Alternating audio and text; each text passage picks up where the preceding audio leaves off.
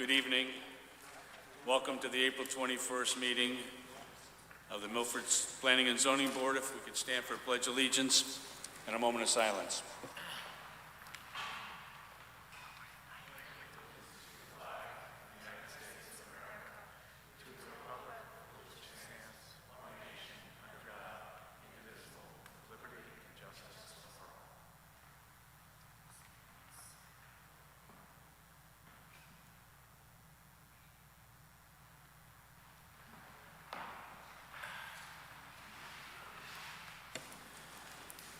Okay, good evening to everybody. Chairman Quish alerted myself and the city planner that he would not be here, so I'll be running the meeting. A matter of alerting everybody, if you have come here for a public hearing on 25 8th Avenue, the last one on the public hearings, that matter has been postponed again. Counsel for the applicant talked to the city planner very late, right before the meeting started. So, Amy, with that, if you could do a roll call, please. Mr. Agnesi? Present. Mr. Alling? Present. Mr. Anderson? Present. Mr. Furmender? Present. Mr. Collegian has been excused. Mr. Machio has been excused. Mr. Mortimer? Present. Mr. Sadi? Present. Mr. Zaharides? Present. And Chairman Quish has been excused. Okay, thank you. We have new business, closed by May 26th of this year, vote by July 30th, 2026 of this year. The agenda item is entitled Draft Proposed Regulations for CDD2. Mr. Sulkis, if you explain that to us, and I believe that all the members of the board received materials by way of email either today or the last couple of days. Yeah, basically we have a proposed regulation change for the CDD2 zone, and what I'm asking for tonight is the board's approval just to circulate it to the councils of governments in the state as we're required to do, and there'll be plenty of opportunity to go through it and tweak it between now and public hearing time, and then we'll be ready to have a public hearing after the board is satisfied with the language. Dave, additionally, it doesn't mean that if this is sent on to the appropriate authorities outside of our board, that we could go if the chair and the planning staff agrees it should be heard. It could be heard at different times. That a fair assessment of what we could do? Yes. Okay. Does anybody have any questions on what the procedure would be? What we would do then at this point, if there's no further discussion of it, we need a motion to move this along to the appropriate authorities. Happy to move it. Second that. And Brian Anderson, was that you that made the motion? Yes. Thank you. Scott, thank you very much. Any further discussion on it? If we take a roll call vote on this, please. Mr. Agnesi? With the motion. Mr. Alling? With the motion. Mr. Anderson? With the motion. Mr. Furmender? With the motion. Mr. Mortimer? With the motion. Mr. Sadi? With the motion. Mr. Zaharides? With the motion. Thank you. That passes. Next matter is, again, on new business, 47488 Wheelers Farm Road, ARDD, petition of Timothy S. Hollister for a site plan review for mixed-use development on map 096, block 915, parcel 12, of which Wheelers Farm Partners, LLC / Greenview Equities, LLC are the owners. Council, if you would identify yourself for the record, and you can have the floor. Thank you. Thank you, Mr. Chairman. Good evening, Mr. Chairman, board members. Nice to see you all again. For the record, my name's Andrea Gomes. I'm an attorney at Hinckley Allen at 20 Church Street in Hartford, Connecticut. Just before I introduce the rest of my team, a couple of preliminaries. I will note the board has hard copies of our PowerPoint presentation for this evening. I did submit an electronic copy to Mr. Sulkus as well for the file, and I believe, yep, it's displayed up on the screen. So with that, Mr. Chairman, I'll introduce the rest of my team. With me I have Patrick O'Leary, professional engineer and vice president of development for Continental Properties, Darren Overton, professional engineer with SLR Consulting, Jason Williams, landscape architect with SLR Consulting, Michael Stein, our consulting architect with Stein Troost Architecture, and then Chuck Corsi, Corsi & Company, our public affairs and communications consultant. A little bit of background to refresh the board's memory, since it's been a little bit since this plan was before the board. The subject property at 470-488 Wheelers Farm Road, as the board knows, is an office park. It was built in the early 1980s. In the pandemic, this comes as no surprise, office utilization significantly declined. So by 2024, the property was financially distressed, underutilized, and purchased with the intent to redevelop it as a true mixed-use redevelopment. With 2 updated office buildings, commercial and retail, including a restaurant, multifamily residential, including age-targeted housing and affordable units, a large central town green, recreational amenities, improved stormwater management and water quality, and shared parking. In March of 2024, my partner on behalf of the applicant, Attorney Hollister, applied to this board for a zoning regulation amendment for the Adaptive Reuse Design District, or ARDD, with an accompanying statement of uses and standards, the application to rezone the subject property from DO 25 to the ARDD, and of course a preliminary site plan, which we'll be going through in just a few moments with the rest of the team. The application was approved by this board in July of 2024, and the key point of that approval and of the ARDD regulation is that if the applicant prepares a final site plan that conforms to the regulation and to the preliminary approval, then the applicant's eligible for final approval of its development plan, which is exactly why we're here tonight. Since July 2024, our team has been working quite hard. We've prepared the final site plan and have also obtained a flurry of related approvals. The Wetlands Commission approved the application in December 2025. The Sewer Commission reconfirmed sewer capacity and connection subject to a finalized maintenance agreement. OSTA review, the Office of State Traffic Administration, is in the process of reviewing the application. We've received comments. We've responded to those comments. So far, there are no concerns on either side. Ultimately, we'll get our final approval once we've received our final zoning approval, as I'm sure the board is accustomed to. We've received sign-off from the fire department, and again, a thank you to Mr. Sulkus for coordinating all of these other city staff review for approvals. There is a staff memo that was issued just recently confirming all of those sign-offs as well.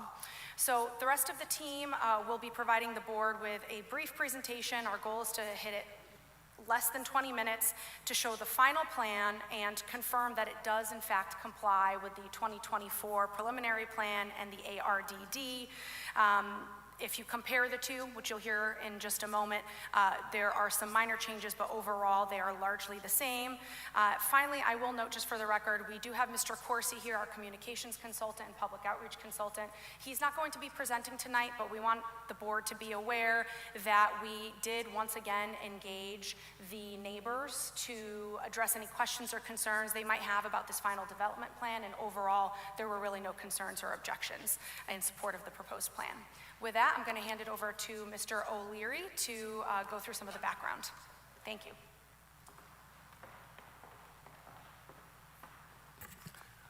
Good afternoon, Mr. Chairman and board members and staff. My name is Patrick O'Leary. I am a PE here in the state of Connecticut, and I am the Vice President of Development for Continental Properties.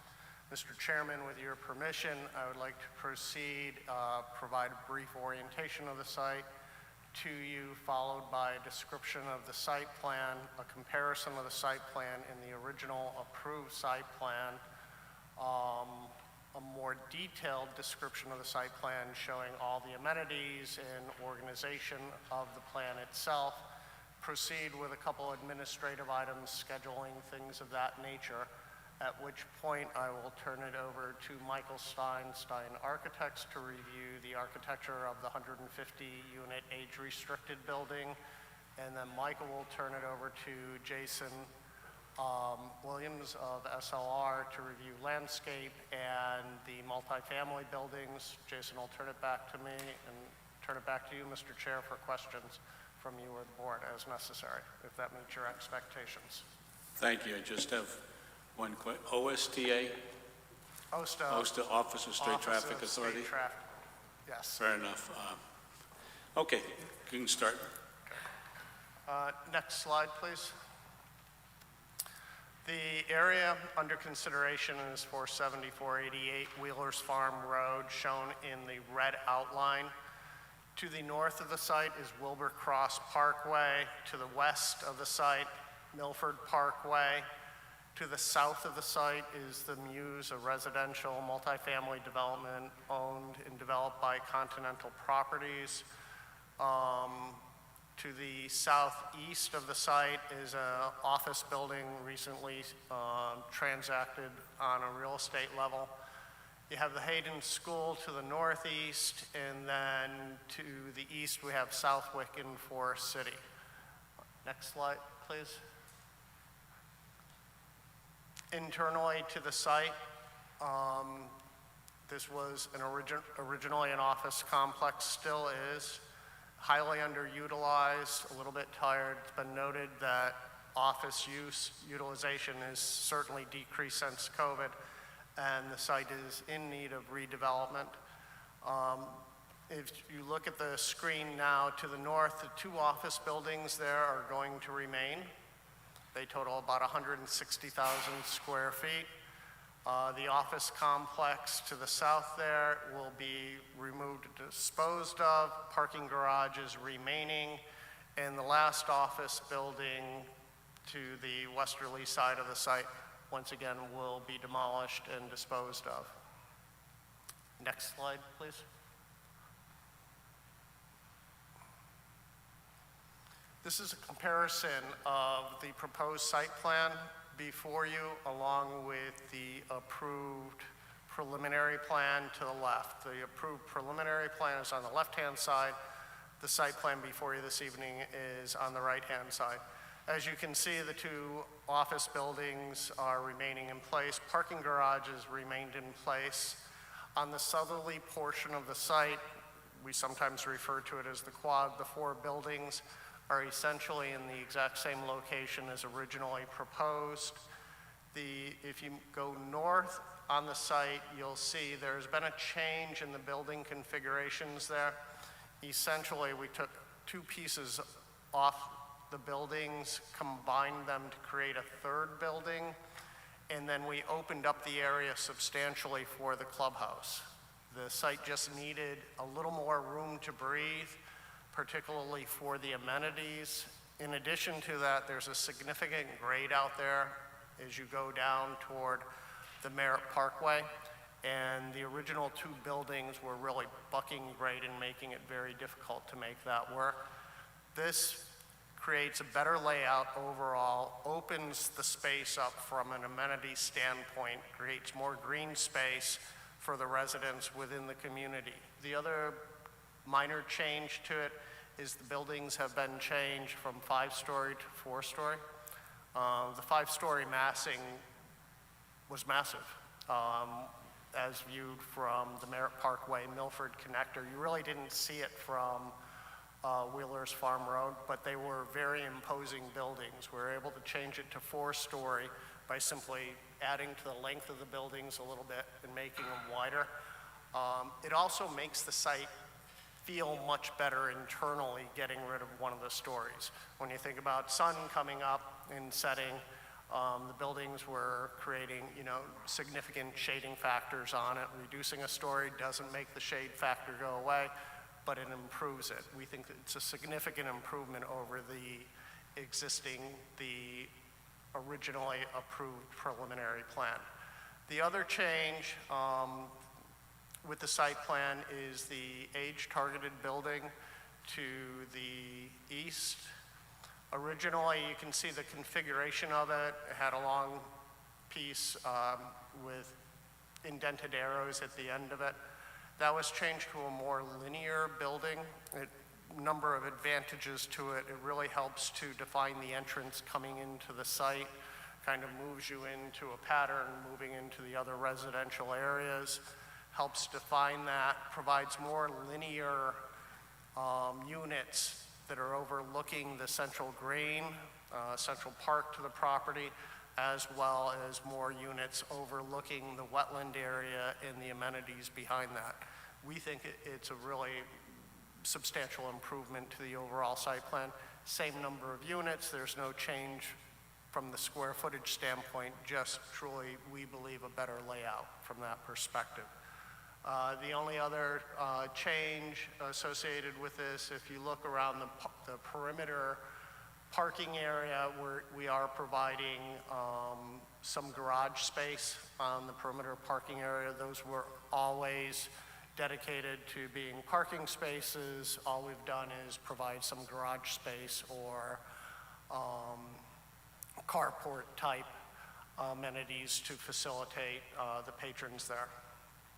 Next slide, please. Mr. O'Leary, if I can just interrupt you for a minute. Yes, sir. Your presentation's going well, but we got very small documents, and the one that you just had up on the screen, would you just tell us which page number of the material we just received you're referring to? Absolutely, sir. I apologize. The slight plan comparison is on page 4. Okay. And that's the one that you had up on the screen was- for us to see? yes. Fair enough. When you advance to other pictures, if you just let us know what page that is for our purposes also. Okay. Thank you. Yes, Mr. Chairman. Next page is, next slide, slide 5 in your package. This is an overview of the entire site plan that you have before you. If I may commence on Wheeler's Farm Road, which is at the far right-hand side of your page. You enter into the site, we are creating a new drive aisle there. The existing drive aisle has a small boulevard, maybe 60, 80 feet as you enter into the site, and then it's full pavement going back to the westerly side. We're creating a boulevard-style entrance to the site, landscaping in the center, defining ingress and egress throughout the site. If we move farther into the site, there will be traffic control, a gatehouse there, gated community. We continue into the site further. Maybe you can zoom out a little bit if possible. On the right-hand side, you have the 2 existing office buildings. They are remaining. You'll see in a later slide, they have been rehabilitated, refurbished, or in the process of it in some elements, maintaining the proposed mixed use for the community. On the right-hand side, we have the age-targeted building. If you look in the area of number 6, those are the amenities associated with the age-targeted building, which have been expanded since the preliminary approval. Where number 8 appears, that is the Central Park, same location as the preliminary plan design. The Central Park is not necessarily intended to be an amenity for, be it the multifamily residential or the age-targeted, but rather a central park for this entire campus. It's for the office park use, it's for the resident use, and for the multifamily use. We're not intending it to be an amenity. It's not the bocce ball area or tennis, badminton area. It's a peaceful, calm, serene place where people can go sit, have lunch. There's a gazebo in the center hub of that, and Jason will touch on the landscaping for it. Further to the west, is the multifamily community. You can see there are a total of 7 residential buildings and clubhouse with amenities, very consistent with the original approved plan here. Further south, where the 12 is, we have an operational area. That was not included in the original preliminary approval. That had not worked their way through the operational issues where you have to deal with trash, maintenance, things of that nature. So that's been turned into an operational area with storage, dumpsters, compactors, things of that nature to handle trash in the facility. It's a good location for it. It's off to the corner. It's easily accessible. It's near the parking garage and doesn't impact the overall aesthetics associated with the site. You can see the recreation area here. If you compare it to the original preliminary plan, there's a very substantial recreation area behind the clubhouse. You have to slide page up a little bit. That's one of the primary reasons we changed from the 2-building configuration to the 3-building configuration. We're able to expand the recreation and amenities for the residents of the community. This is a very sizable community. We're very excited about the activities that we're able to create for the community. And so throughout the design process for this site, recreation amenities has been a key element for us in creating open space and a place that represents a more suburban environment, more country environment, and doesn't look like something that's from an urban environment forced back into the suburbs. If you could slide page north a little bit. This site is served by a pump station. In the original plan, it was proposed to reutilize the existing pump station out there for sewage. We made a determination that we are going to install a completely new system. The system has been in place for about 40 years, getting to the point where it's going to need repairs. We don't want to be repairing it when there are 514 units in place out there and have interruptions in service. So at this time, we've committed to replacing that. One of the nice elements overall about the site plan itself, the existing facility has virtually no BMPs relative to stormwater. There's really little or no detention on the site. There's nothing addressing water quality on the site. The site plan you see in front of you satisfies not only DEP guidelines for stormwater management, but we also have a 0 net increase in volume runoff from the site. And we've distributed the stormwater areas, be it feature 18 or over behind the age-targeted building, to utilize existing grades and fit in naturally with the environment so that it's not something, you see them all the time, stormwater management areas that look imposed on the area, don't fit with the setting. We work very hard to incorporate that in here. Next slide, please.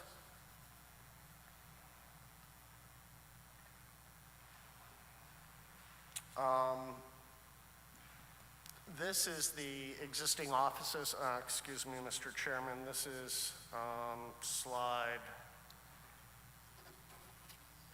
6.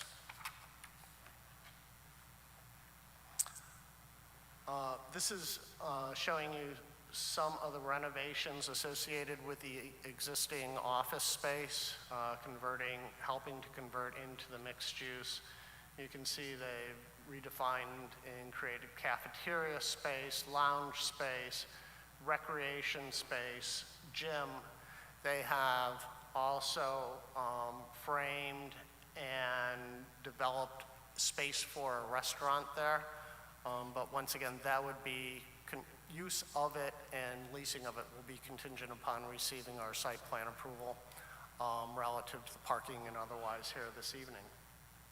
Jason will touch a little bit more on the overall amenities for it, but we just wanted to make you aware the team is in place and they are moving ahead with this project. We're very excited about it and we hope the community is equally excited about it.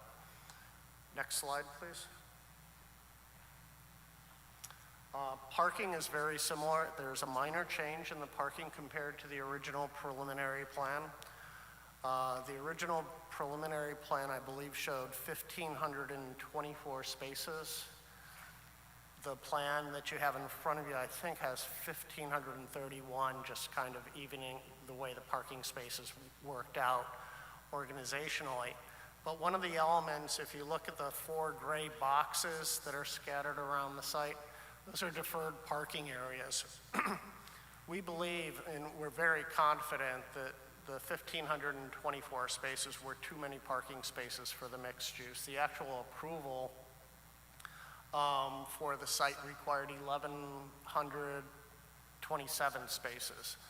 So to maintain consistency between the two plans, what we've done is we've deferred about 105 of those parking spots. We just think they'll be highly underutilized, if ever utilized, and it just doesn't make sense to pave it when we can take those areas and leave them green and use it for amenity space, recreation space, and otherwise. So what we did is we went to the periphery of the site, because if uses ever change in the future, office use intensifies, residential use ends up ultimately at some point in the future requiring more parking. What we've done is we've taken those 105 spaces and we've moved them around the periphery of the site so that they can be easily constructed. But today, and as the site is constructed in the near future, we plan to leave those areas as green space. So the parking plan is fully compliant with the original approvals. It only required 1,127 spaces. We're actually providing in excess of 1,400 spaces, but we're also providing an additional 100 deferred parking spaces just to maintain consistency between the original approval and the site plan that you have before you here.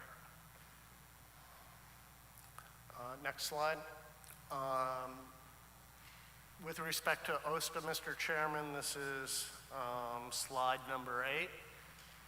I'll touch on it very briefly.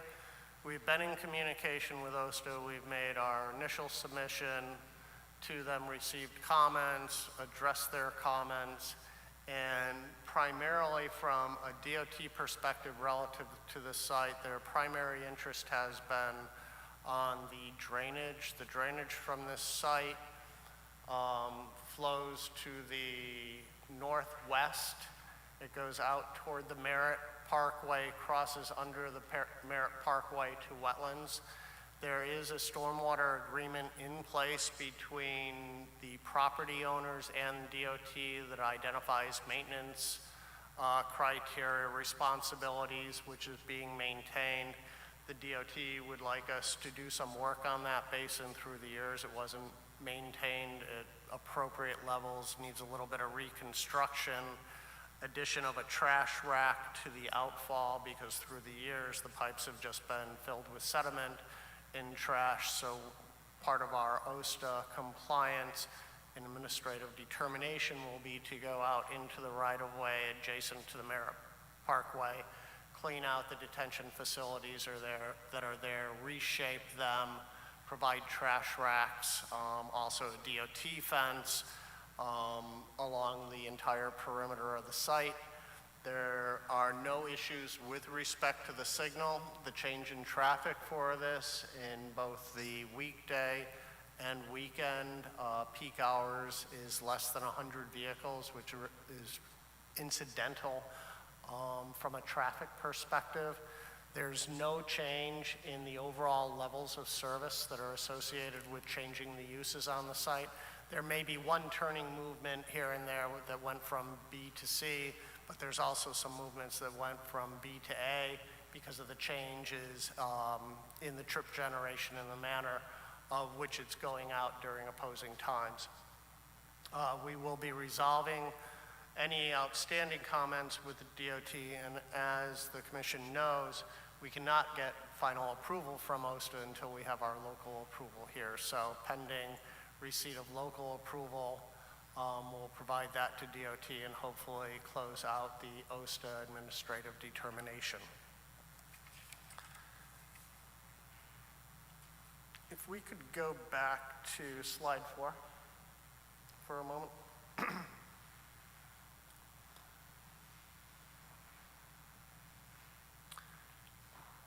To the best of my knowledge, the site plan you have before you for site plan approval is fully compliant with the regulations that are associated with the AARD. I think we meet or exceed all criteria that are associated with it. We believe this plan is very consistent with the original preliminary plan that was approved, with the minor changes that we have addressed here tonight for the buildings, and we think that actually makes the site a better site. The original preliminary plan was a really good plan for preliminary purposes, just didn't have all the input from the residential uses and operators at that time. We've been involved with the project since then. We own and operate a number of properties throughout the state of Connecticut and have a very strong understanding of what our clients and our residents are looking for relative to amenities, open space. So we felt it was necessary to make these small changes to improve that overall plan. We believe that everything shown here is consistent. The one element I have not touched on is the walking path that circulates around the perimeter of the site. It doesn't show up as well on the preliminary plan, but it is there. It traverses through the dog parks, around the entire perimeter of the site, around the wetland area as part of the wetlands application. We are actually requested to provide some educational signs for the people who are using the walking path in that area so they can stop and understand a little bit more about the wetlands, which we have included. And the walking part is a critical, a very important component of the overall program here as it meanders through the exterior of the site through the wood lines. From a phasing perspective and construction perspective, I'm sure you're going to have interest in understanding when this starts and when it will be completed. As soon as we have all final approvals, be it OSTA, Department of Environmental and Energy Protection for stormwater management plan, utility permits, connection permits specifically relative to water, gas, and electricity, we will be on our way to construction, and of course a demolition permit for the 3 office buildings that are coming down. We'd like to be in construction in the fall sometime if possible.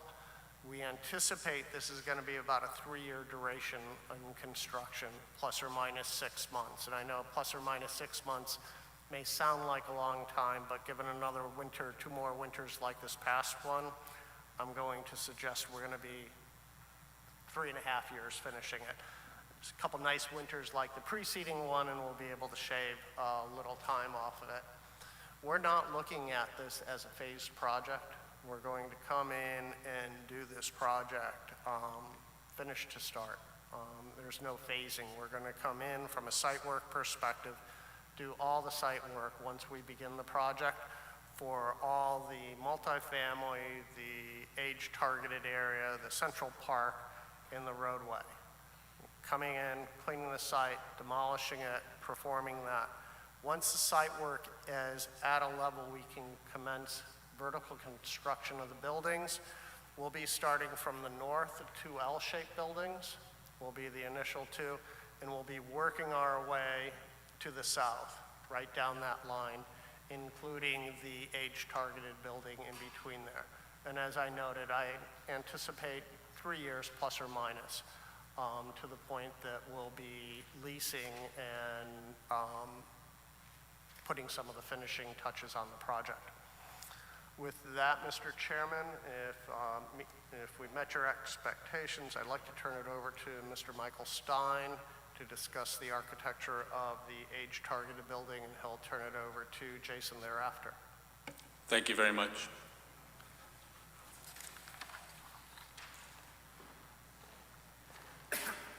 Good evening. For the record, my name is Michael Stein. I'm a registered professional architect and principal of Stein-Trust Architecture.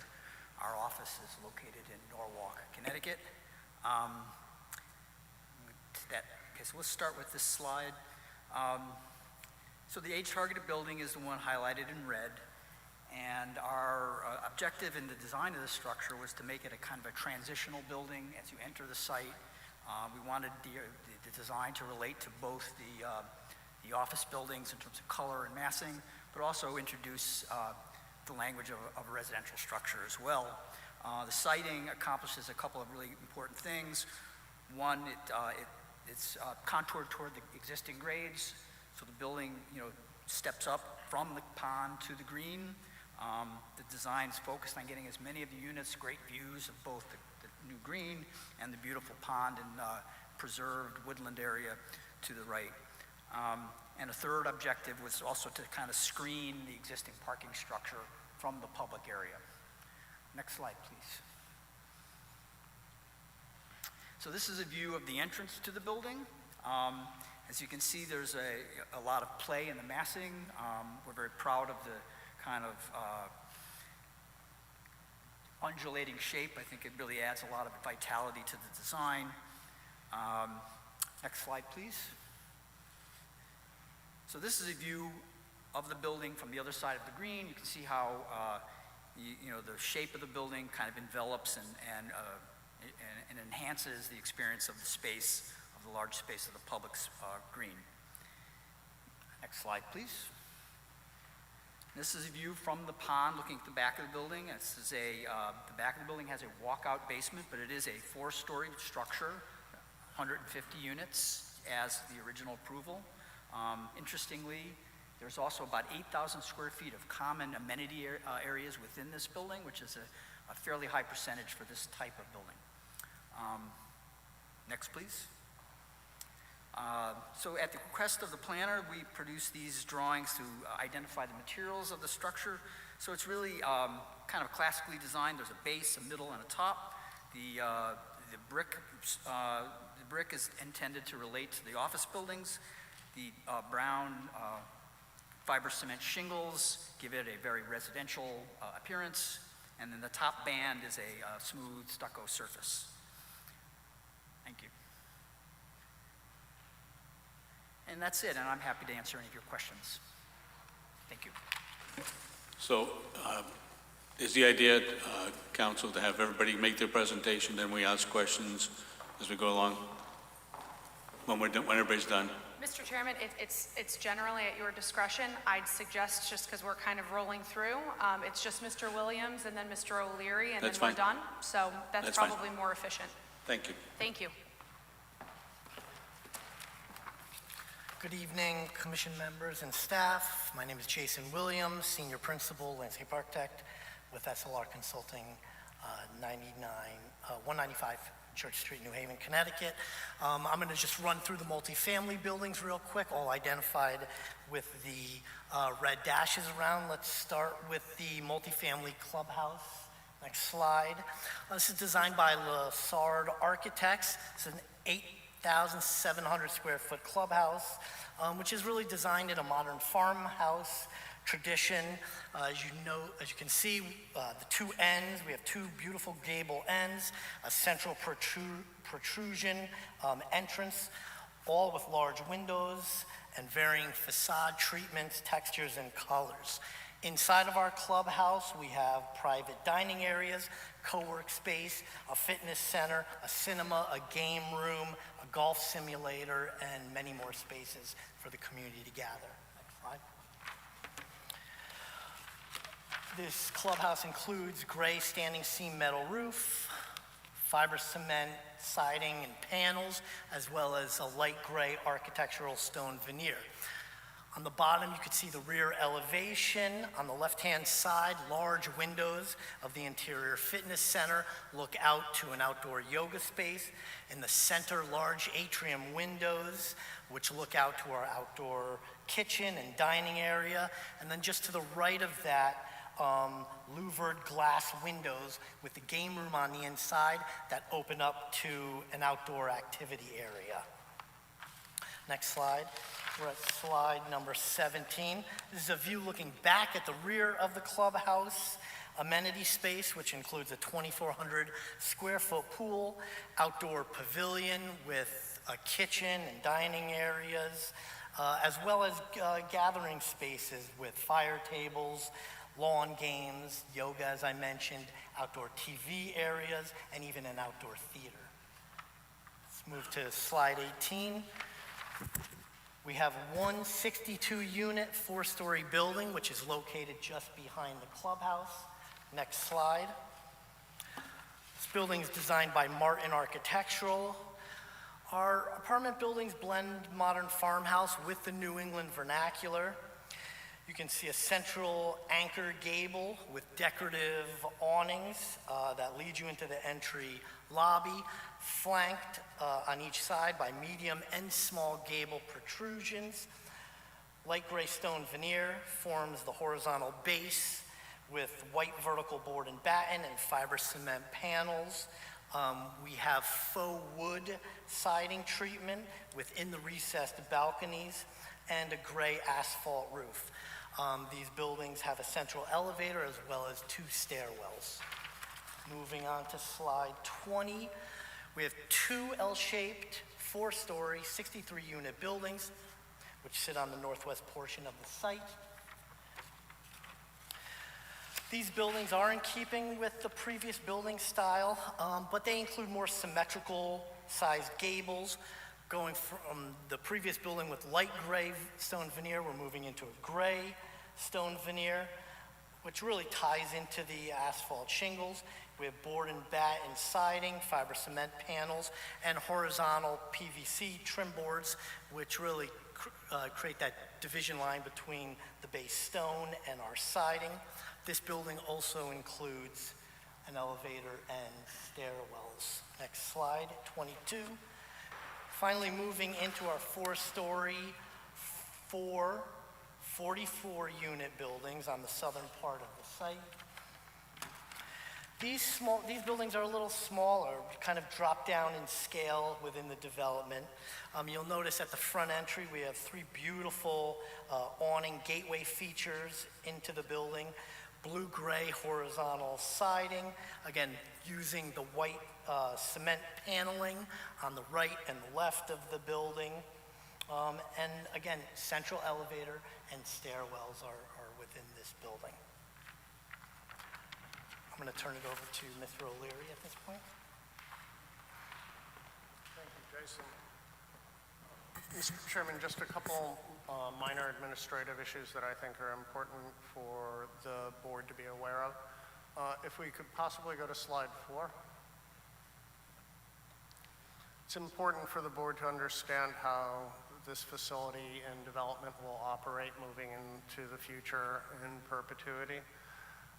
Once all approvals have been obtained for this project, we will be condominiumizing the entire site into a common interest community. This project is a joint venture between Avery Capital, Greenview Equities, and Continental Properties.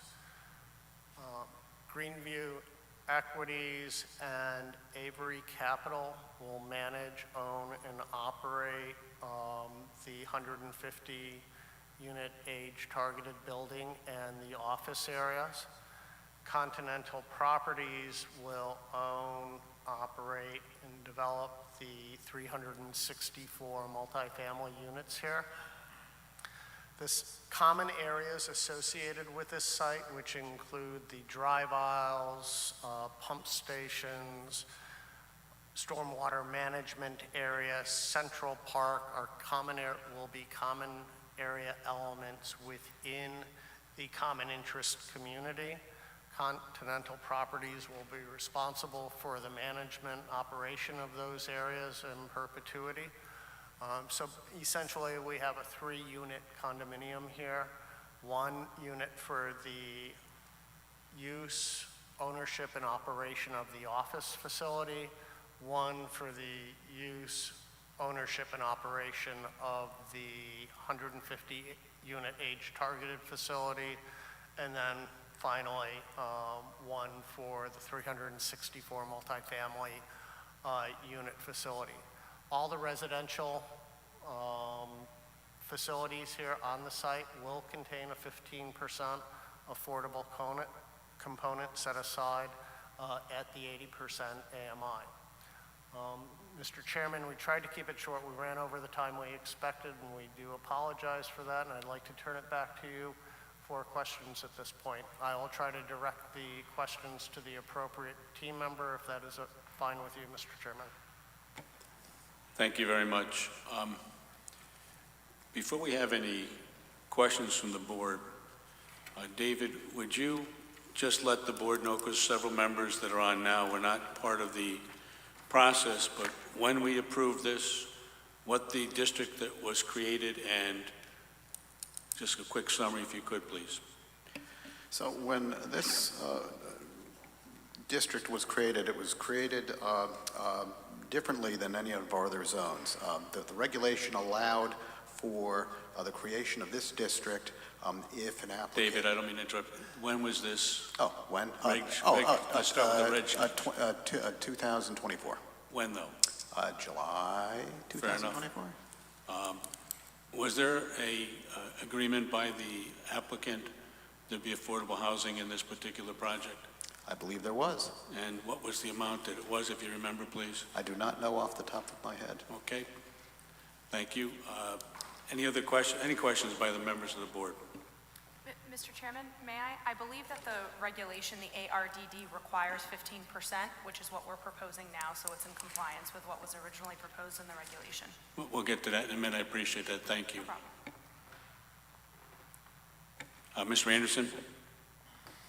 Thank you. I wondered if you can detail for us a bit more about the age-related housing, please, and the amenities that go along with the age-related housing.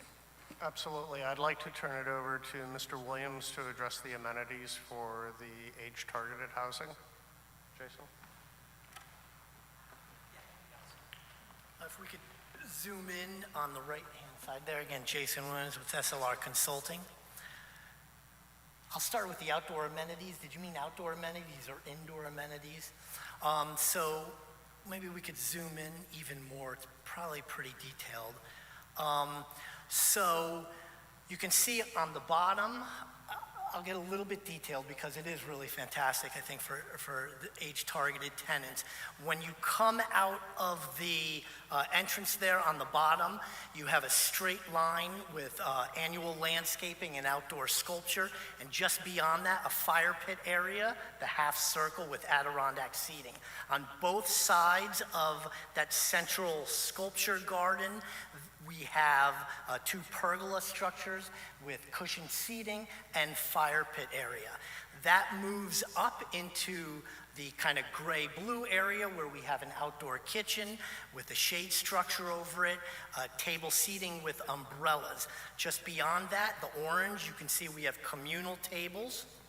In the synthetic turf just above that, we have outdoor pool table, outdoor ping pong table, and just beyond that, we have another kind of outdoor gaming area, which can really be programmed for anything, even for events, but we would put like cornhole in that area. From there, we lead into our rectangle pool area. It's 20 by 40, surrounded by chaise lounges on the top and on the bottom.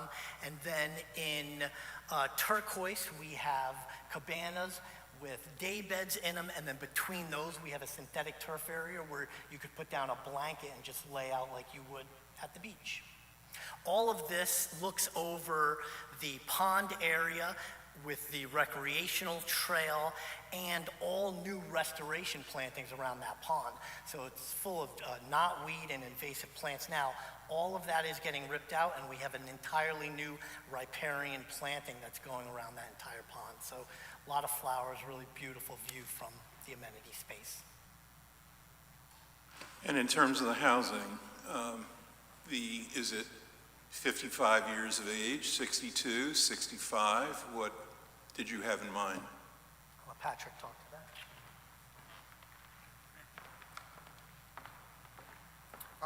It is an age-targeted community, and it'll commence at 55 years old. Mr. Stein also would like to address some of the interior accommodations within the age-restricted unit, if that is okay with you, Mr. Chairman. Yes, that's fine. Thank you. Again, Michael Stein. I'm sorry we don't have our floor plans, but I'll try to give you a visual picture of when you enter the building. It's an ample lobby space, about 1,200 square feet, which looks through the building to a double-height space, capturing the view of the pond. In that double-height space, there's a grand staircase that gets you down to the pond level, where there are a kind of a mixed-use bistro-type space, a game room, a golf simulator. There's a movie theater. There's an exercise room, and there's a fairly ample locker room space for men and women that feeds the outdoor amenities. Every floor of the building also has a common room off of the elevator lobby. There are also sprinkled throughout the building small, what we call like WeWork co-working spaces, so that if you want to do some business, you can stay in the building, go to a prearranged date at a small office space to do your work. So all of that amounts to about 8,000 square feet in this building, which is, for this type of active adult housing, is a fairly good, good percentage of space allocated toward common uses. Thank you. So the I'd like to add another thing. The design of the apartments is also aimed at being friendly to aging. Small details, the design of the bathrooms. Within each apartment, all the doors are 3 feet wide. So, if you have mobility issues, that's not going to become a problem. As part of the building code, of course, every unit has to be a certain level of accessibility. There are also 10% of the units will be fully accessible. And as noted before, I believe there are 23 of these units are set aside as affordable apartments. A couple more questions, Mr. Chair. So when we approved this in March of 2024, one of the representations that was made at that time was that there would be grab-and-go space, retail space, so that folks could pick up snacks and prepared sandwiches and over-the-counter meds and that kind of thing. Is that part of the project? Once again, Patrick O'Leary, absolutely. If we can go to, I believe it is slide 5 that shows the office building.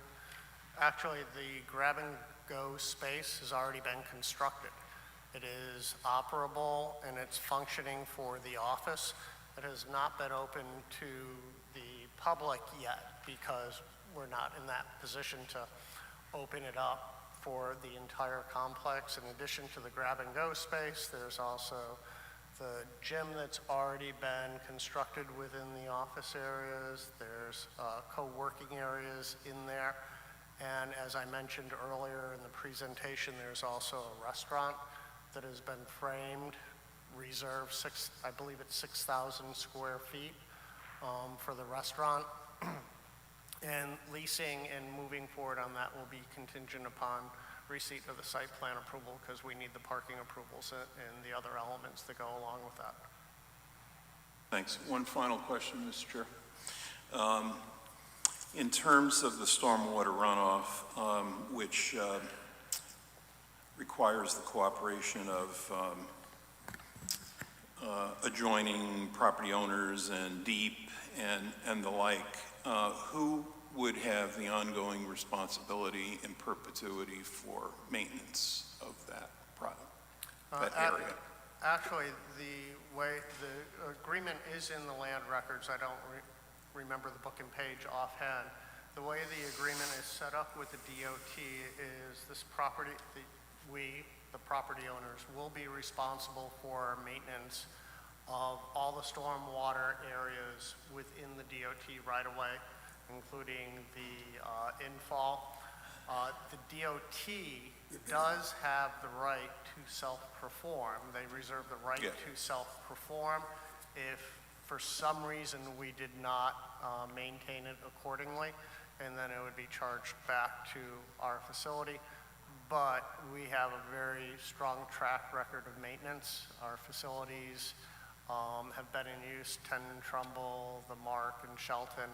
And if you look at those communities, they're highly maintained, and it'll be the same for this community here. Thank you for your answers, and thank you for your indulgence, Mr. Chair. Any other questions? Mr. Mortimer? Thank you. Just one clarification for Mr. O'Leary. You mentioned there's really not going to be any phasing, but you're going to start at the top there and come down. Does that mean you're not going to open up a building once it's completed, or and wait to open all at once, or will they be open in phases? From that perspective, I wasn't thinking in terms of leasing. I was addressing the construction way. Okay. Because at times we develop specific phasing plans, understanding phase 1 may happen, phase 2 may not happen for 2 or 3 years. So I was thinking phasing in those terms. But yes, once we complete probably the first 3 buildings in Clubhouse, we would anticipate initiating leasing while we're continuing construction up the hill. Okay, thank you for that. Mr. Fermender? Yes, please, thank you. I just had some basic questions, or two, one minor and one a little bit more major. Based on the traffic flow, do you anticipate having to, in any way, widen the entrance and egress from the property onto Wheelers Farm Road based on the number of vehicles between the residents and or the commercial tenants? And then, go ahead. Okay. Relative to that, no, we don't have to widen the entrance into the site off of Wheelers Farm Road. We are widening it because we want more room for bicycles, pedestrians, enter into the site. There are sidewalks along Wheelers Farm Road that we're going to be providing, tying into existing sidewalks. And as configured today, remembering this was built originally in 1980, the lane widths going in were a little bit narrow, where since we're reconstructing it to begin with to create the boulevard going into the site, it only makes sense to make it a little more pedestrian-friendly, bike-friendly, so there's adequate room for non-vehicles to use the facility. So we don't need to, we are widening it. Thank you very much. As a follow-up, once you're out of the property on Wheelers Farm Road, I know going north towards the Parkway, it is 2 lanes. It shouldn't be an issue. Going south, it seems to be 1 lane pretty quickly. There, it's a little bit of a wide road going down to the next building, which used to be, I'll call it WPLR, Filanowski Farms, and then it goes down to 1 lane at the next light by the Muse. Is there any additional concern about the number of vehicles coming out of the property heading southbound in particular, and creating that much of a bottleneck on that road heading down towards the Post Road, 95 entrance ramp, et cetera? Understood. The traffic studies that were completed for DOT and the trip distribution that was modeled using various modeling methods clearly demonstrated that the majority of the traffic will be incoming and outgoing to the Merritt Parkway and not utilizing Wheelers Farm Road. There will be a small portion heading down that way. And overall, the anticipated trips heading southbound are very similar to what the original certificate demonstrated for that area. So, you know, we're talking, you know, a few trips, single digit, 15 trips difference in the peak hour, which really is insignificant on that road because it's not that heavily trafficked. I know people think it is, but in traffic terms, I'll take a step back. In traffic terms, it's not that heavily trafficked, but if you live on the road, you certainly do believe that it is a heavily trafficked road. It is, thank you. I appreciate that. I just wanted to make sure that we're not going to create any kind of bottlenecks along that way. Thank you. None whatsoever. Any other questions? Mr. Zarides? How many residential units were in the preliminary plan versus in current plan? There were 364 residential units, multifamily units, of which 15% are set aside as affordable in the preliminary plan. There's 364 units in the site plan that is before you, once again, with 15% affordable. The preliminary plan had 150 age-targeted units. The plan before you this evening has 150 age-targeted units. Exact same number of units, no change, essentially the exact same parking, and once again, meeting all the zoning criteria that are laid out within the AARD. So plan is fully compliant from the zoning perspective, as well as being consistent with the original approved preliminary plan. Thank you. Any other questions? Mr. Mortimer? Maybe this was in the plans, the materials you gave us, but I might have missed it. Considering the winter we just came out of, what's your plan for snow removal?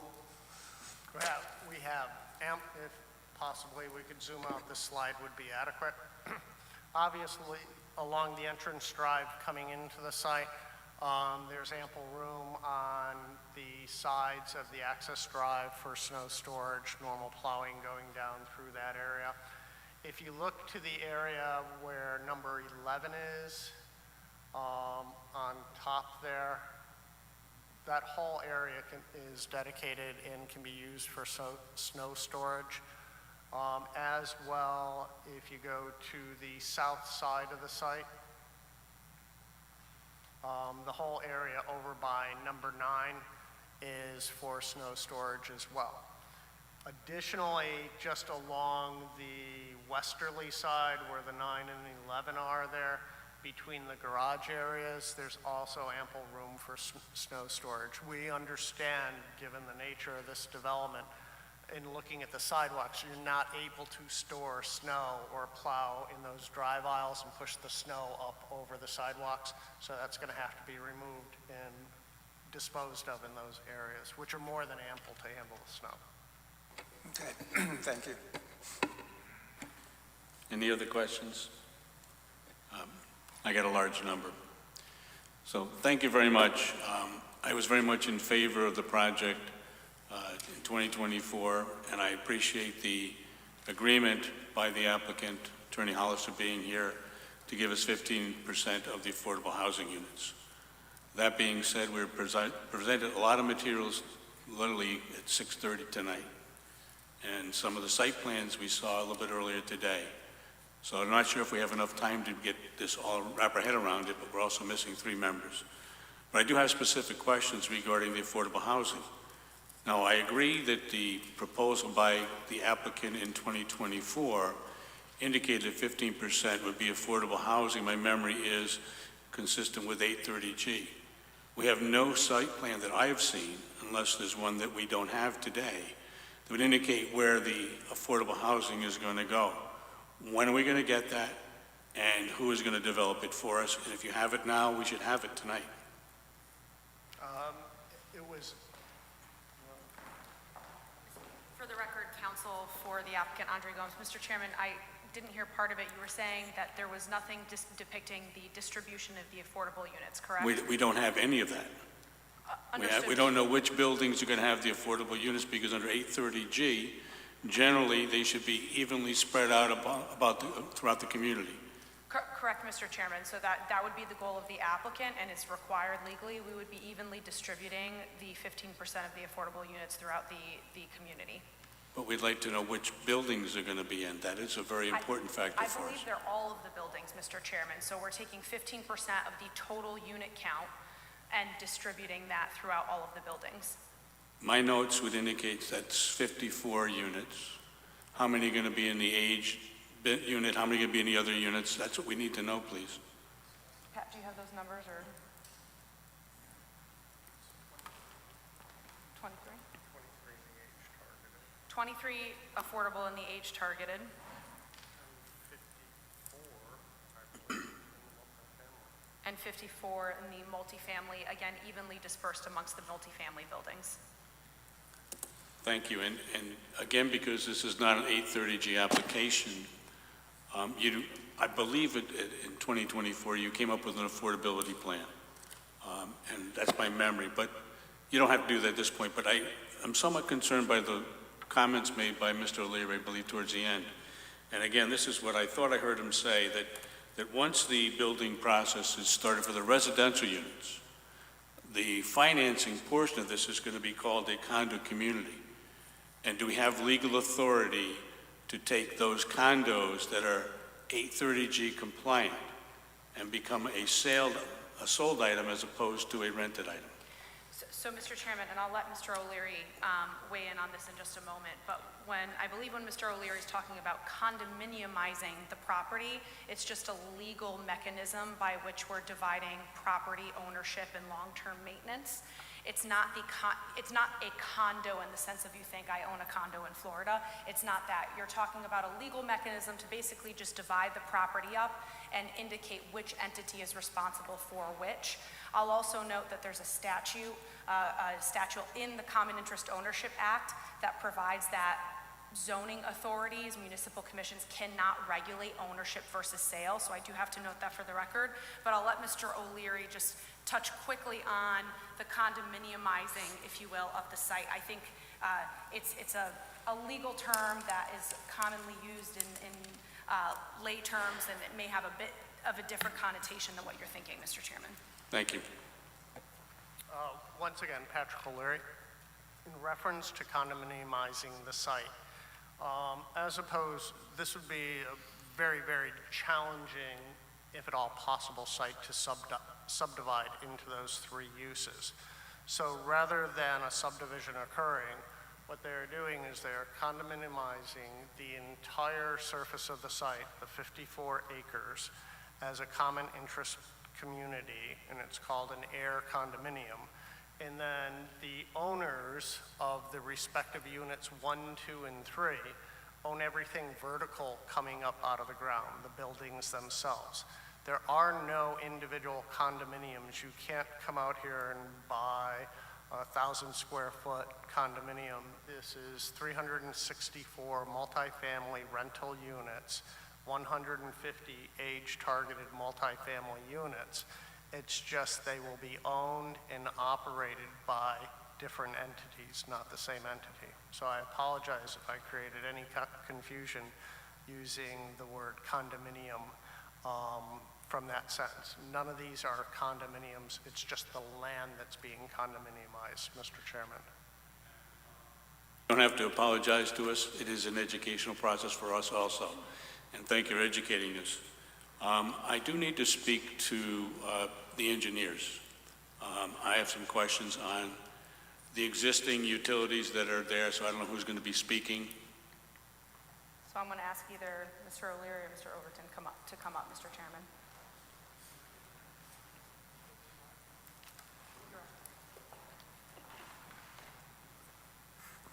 Thank you. If you can just identify your name, and again, I don't think you've given us your name. Good evening. I have not. For the record, Mr. Chairman and members of the Commission, my name is Darren Overton from SLR Consulting. I'm a licensed professional engineer in the state of Connecticut, and I've served as the project manager and principal design engineer working alongside Mr. Williams for design of the project. Thank you. And one of the things that you might see, people would see us on the MGAT, we have iPads or phones, and I was trying to find the actual site plans, and I did see SLR did them. Fortunately, the phone is not very large to be able to read the site plan too well. So we had a situation that is existing in the city already, which was, again, another large project in the city, and they knocked down a bunch of commercial buildings and were putting up housing, so everything got knocked down. And it's been 3 or 4 years, and it's just a pile of rubble there.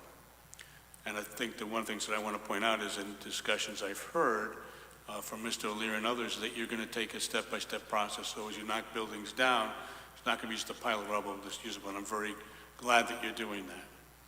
That being said, does anybody know when the utilities, so we're talking about water, sewer, electric, whatever piping has to go in there, when they were actually installed? So as far as the sanitary facilities, there's office buildings that are currently occupied and operating now that will continue to operate in the future. There's tenants in them. The sanitary sewer, the existing pump station, is going to remain in place to serve those buildings and those tenants while the new pump station that Mr. O'Leary mentioned is being built. And then at some point, there's got to be a transition, which they'll work with the contractors to minimize that transition. So the sanitary sewer will stay in operation until such time the new pump station is built and the transition can be done very quickly. As far as the water that serves the site, the existing water main that comes in off of Wheelers Farms Road, we work very closely with Regional Water Authority that owns and operates the water system.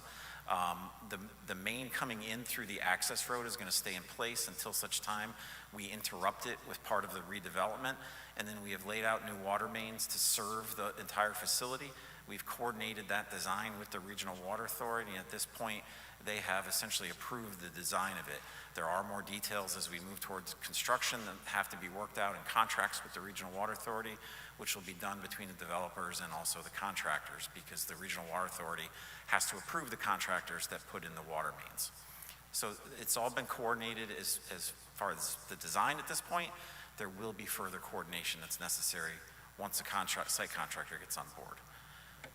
I don't recall the actual plans a couple of years ago, but at the present time, is the electrical above ground or below ground? Electrical comes in below ground. As you come in the main entrance drive on the right-hand side, just before the road begins to branch off in the area where the first office building is on the right-hand side, and then the new age-targeted building will be on the left. There's actually a group of electrical equipment. There's a kind of a small yard area that's surrounded by some landscaping there. In general, that service is going to stay intact, and then there's going to be changes coming out of there. We have not done any significant coordination on power and communications yet, because they will want to see the new loading information and how that loading is going to change from the existing facility to the new. That is in process, working with the architects and the electrical engineers for design of the buildings. That loading is starting to come together. That information will be submitted to the electric utility for their engineers to then design the actual expansion or modification of the system to serve the new facilities. So that's part of a request for service that gets issued slightly before the project starts construction. Thank you, and I just want to follow up on a statement you made. Talk about the sewer system. That you said there's a pump station on the property. Did I hear that properly? Maybe just that there's a pump station somewhere in the city. Yes, there's an existing facility on the property that once had sewage treatment. It was basically a packaged treatment plant. At some point throughout the history of the project, the owners got permission from the WPCA to connect into and convert that into a pump station and pump into the city system. That structure, I think, was noted previously, is a little bit probably beyond its anticipated lifespan and needs rework.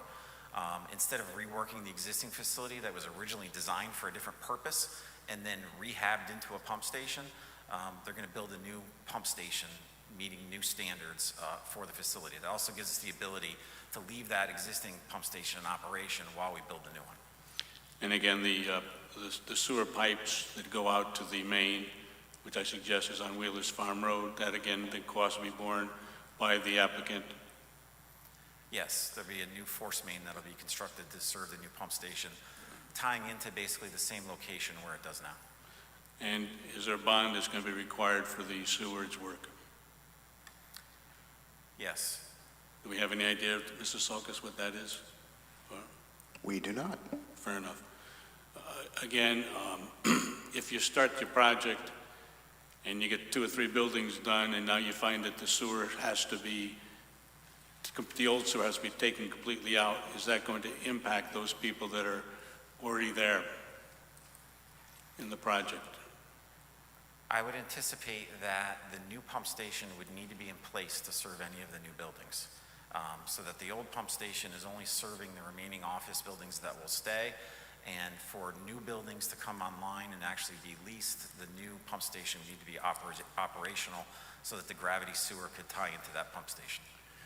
would there be any idea that you're going to go out and check all the fixtures that are existing to see if they could be 20, 30 years old and possibly on the end of their lifeline, or just going to let it go? The existing gravity collection system for the Well, office I buildings? imagine that there has to be connections between the sewer line that comes in off the water main, the city sewer, and then it goes to separate buildings. So there's different connections throughout the property right now with all the buildings you have. Is it going to be checking the different connections to see if they're going to have to be repaired in 3 months after you get a certificate of occupancy? As far as the age for a gravity sanitary collection system, this facility isn't that old to begin with. I'm not aware that there's been any inspections of those systems. Some of them are being modified as part of the development of particularly the age-targeted building. They were modifying and upgrading part of the gravity collection system to serve the new building because it needs to go in at a different elevation. And then it ties into the gravity line that then leaves those 2 office buildings that are to remain. There's a short run of gravity that then goes to the pump station that's a little bit further to the north and west of those office buildings. So there's a very small part of the collection system that remains, but if necessary, the owners may want to do a TV inspection of that, just to confirm as part of this transition that all of that is in good shape, but we believe that it is. Thank you, because I think we all saw, but I definitely know, I saw the sewer commission report, talked about rate flows. One of the questions I had, that's why I'm asking you, if you find that you have to go back to the sewer commission because of these problems, does it come back to us? Should we be concerned of this? I know you want to move forward. Mr. Leary, I guess you want to say something? That's fine. There is a maintenance agreement that Mr. O'Leary's been working on that has to be submitted to the WPCA. I believe that's what he wants to explain. Yeah, thank you. That's a sewer commission here.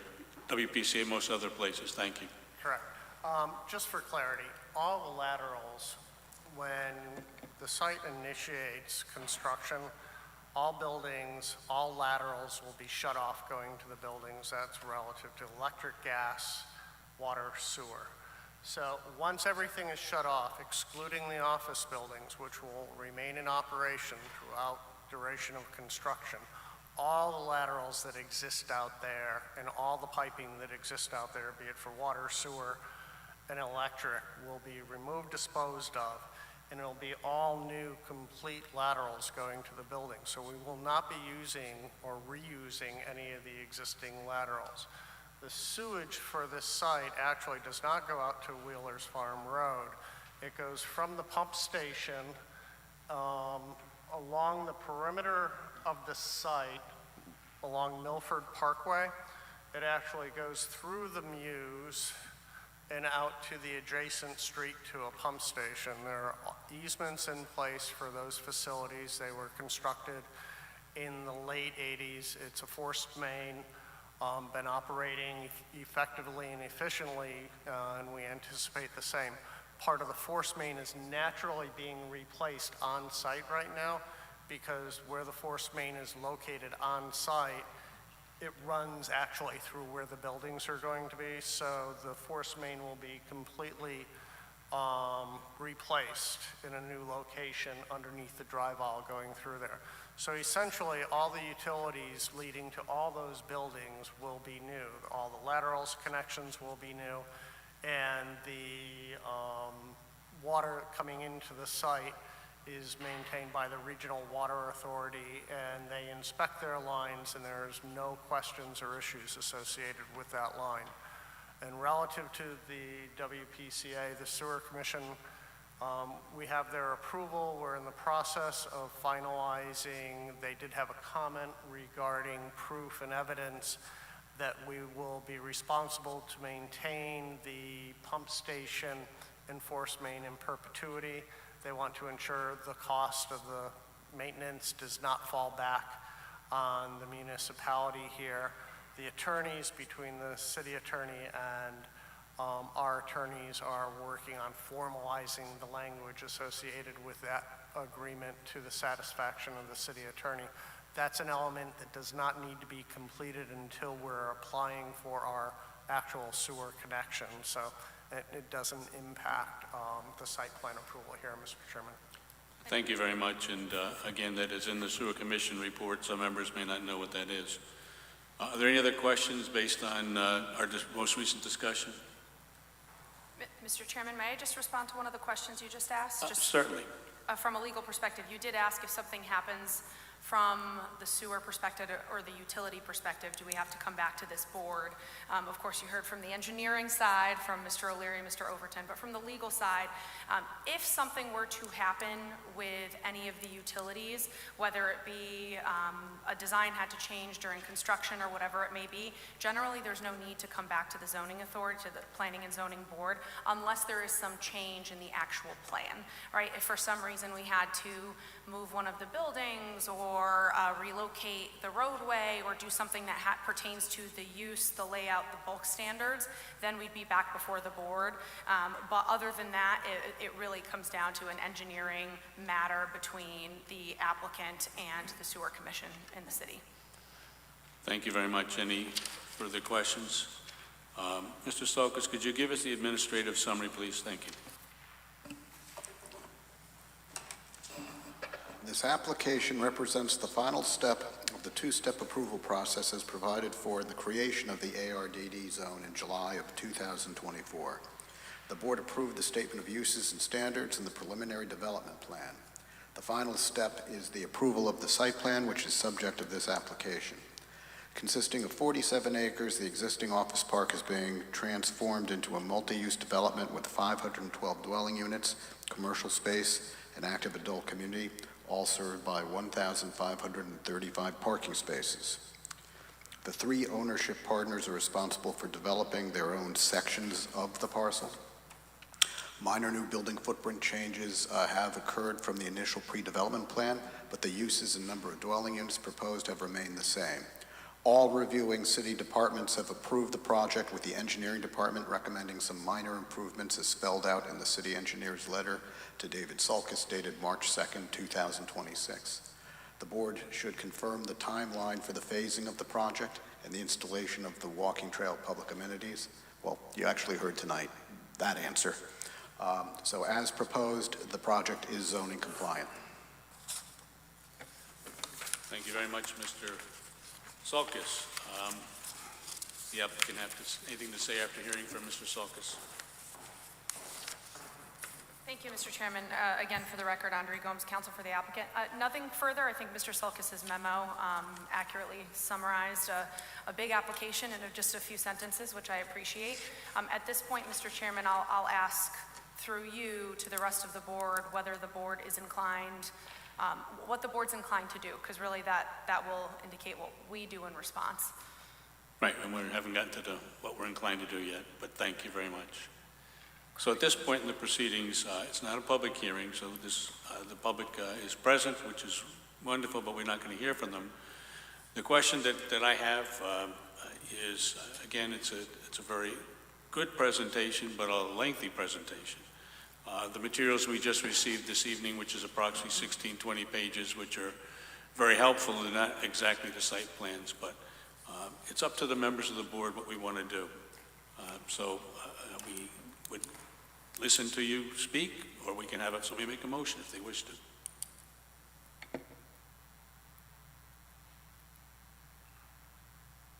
I don't have any problem moving to a motion on this project. Well, then you can make your motion, Mr. Mortimer. All right. I move to approve as presented the petition of Timothy S. Hollister for a site plan review for a mixed-use development on map 096, block 915, parcel 12, of which Wheeler's Farm Partners LLC / Greenview Equities LLC are the owners. Second that. So we have a motion by Mr. Mortimer, a second by Mr. Fermender. Any further comments on the motion? Yes.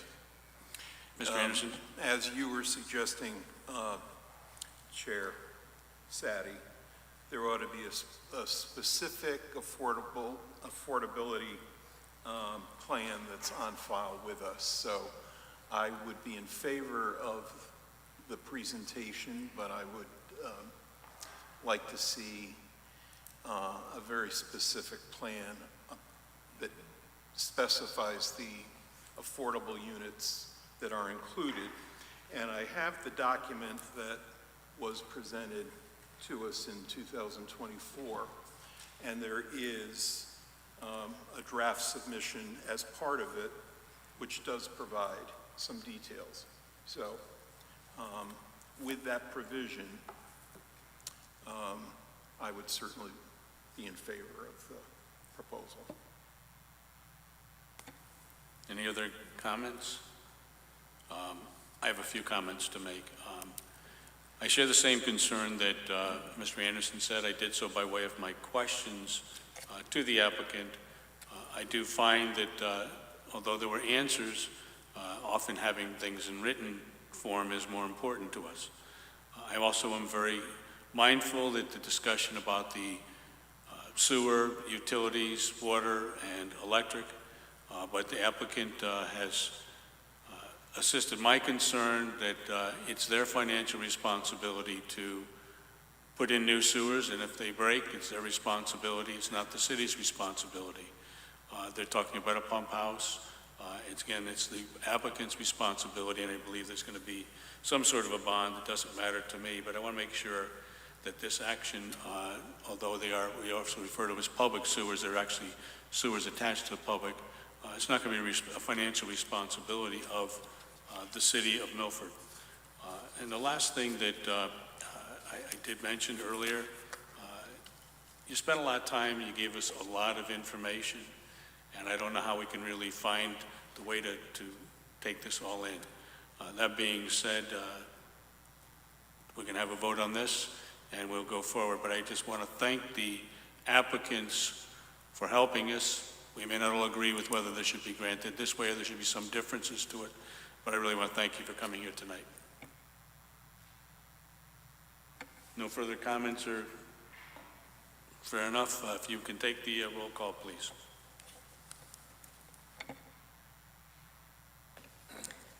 Mr. Agnesi. Against the motion. Mr. Alling. With the motion. Mr. Anderson. With the motion, but I would like to see the affordability plan be submitted. Mr. Vermender. I am with the motion. Mr. Mortimer. With the motion, and I would second Mr. Anderson's request. Mr. Sadi. Mr. Sadi is against the motion as proposed. I suggest that there should be an indication, and this would have to go by an amendment of the motion that was made, that we have a proper affordability plan with a designation of all the buildings. Mr. Chair? Yes, Mr. Sulkus. Before you finish the vote on this, if someone wants to change the motion that was placed before the board to have whatever conditions you want, so you can then have a formal vote on what it is you actually want, because it doesn't count when someone says they're for it, but they'd like something in addition. I don't disagree with you. The question is whether Mr. Mortimer wishes to change the actual motion that he made and by amendment. Yes, let's include the submission of the affordability plan with the previously stated motion. Do we have the same second? Yes. Okay. At this point, then, we have a motion that has now been amended. We can take a vote on that particular motion. Amy, if you would start again with Mr. Anderson. I would start all over again with Mr. Agnesi. Mr. Agnesi. Against the motion. Mr. Alling. With the motion. Mr. Anderson. With the motion. Mr. Vermender. With the motion. Mr. Mortimer. With the motion. Mr. Sadi. I'm with the motion. Mr. Zaharides. With the motion. The motion passes. With the amendment to that. And council, you let us know how soon we can get that materials. We will not be meeting for 3 weeks now, right? Yeah, so the affordability plan at this point, you approved the project, so that'll be handled through the office. Thank you very much. And Mr. Chairman, as this isn't normally I don't comment after there's a vote, but as this isn't a public hearing, just for the commission's edification, typically affordability plans are not actually, so we have a draft, we always submit that into the record with the actual application, which shows the format, the rules, the general layout. We don't typically submit the final affordability plan that becomes part of the record until we're closer to leasing, and that's because the affordability numbers that come down from HUD change every year. So if we were to give you an affordability plan this year, by the time we are actually leasing up, the rental numbers have changed. So that's typically the way it works. Certainly, Mr. Sulkus can confirm that, but we will, of course, be submitting and are required to submit in any event an affordability plan to the board through staff with numbers right before lease up. That's the difference, and I apologize if I wasn't clear during the hearing. No apologies are necessary because somebody, I believe, Mr. Leary told us the numbers as they were going to be presented. Again, but I didn't find an affordability plan in this most recent application. And that's fine. When we get it, we're all set. I appreciate that. It will be there at the appropriate time. Thank you very much to the board. Have a good evening. Thank you. Mr. Chairman, board members, I would like to thank you for your patience this evening and your thoughtful questions. And on behalf of Continental Properties, Greenview Equities, and Avery Capital, we look forward to being in the community and working with you in the future. So thank you once again. You're welcome. So we now are at public hearings.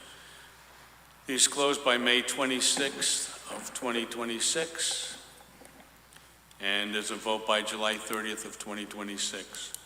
The first public hearing is 1 Bayshore Drive, R5, petition of Jennifer Raspini for a special permit with coastal area site plan review for a single-family dwelling on map 029, block 558, parcel 5, of which Jennifer L. Raspini is the owner. The applicant may speak.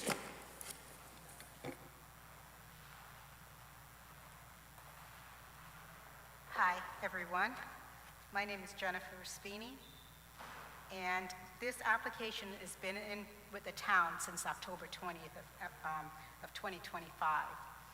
I'm here for a CAM that I'm not sure why everything has changed since September 25, when they all agreed on what was needed for us to get the CAM. Now everything has changed, and also we continue to have the application pages missing. So I'm not sure what's going on. I hired an attorney to make sure that all the pages would stay together, and the attorney had everything hand-delivered. I had everything done. I dropped it off and gave it to Mr. Sulkus, asked for a copy, because each time it was delivered, there was always pages missing for the engineering. Again, it was missing when the engineer went to do the review of the CAM. And now we have a lot of different things that's asked of us, and we have followed all the instructions, and I really need for you guys to look at it and tell me what is going on in the department. Ms. Raspini, this is a hearing regarding your application. Yes. We have to go by what is inside of the record. Yes, sir.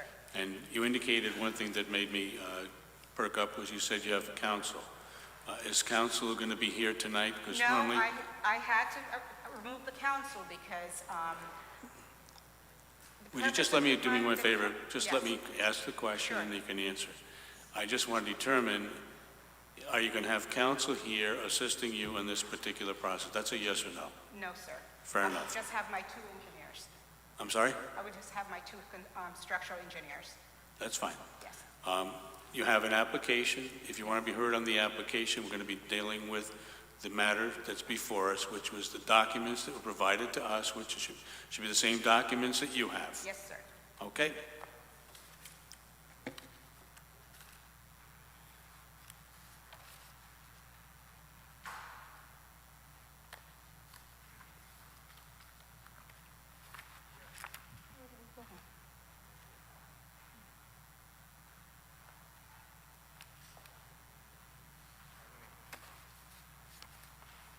Do you want me to describe that to you, or he can do it? whoever it is, they just have to give us their name. I'm And- sorry. This is Esmond McCall. Go ahead. Go through the structural drawings. Yes. So give us your name, please, and if you're a That's professional. Mikhail with Mikhail Engineering. I'm professional engineer. Could you just speak up with your name, please? Asmat Mikhail. Oh, thank you. Okay, Okay. I'm a structural engineer and geotechnical engineer at the same time. The house is regular framing on foundation walls, reinforced concrete foundation walls, supported on deep foundations, helical piles based on test boring done before that. The concern as a structure was the wall, the existing masonry wall on the water, which seems very, to a certain point, unstable. So what we suggested to stabilize the wall and pour the concrete against the wall to make it monolithic with the new concrete. That's the major concern was from the city.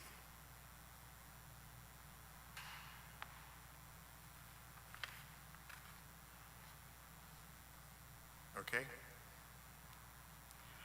Yeah. okay. Any questions? You want to look at the drawings?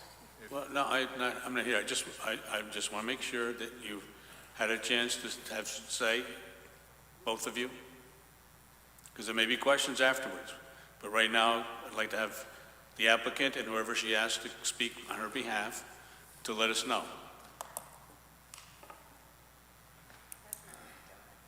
He said he didn't have to ask for anything about the structure.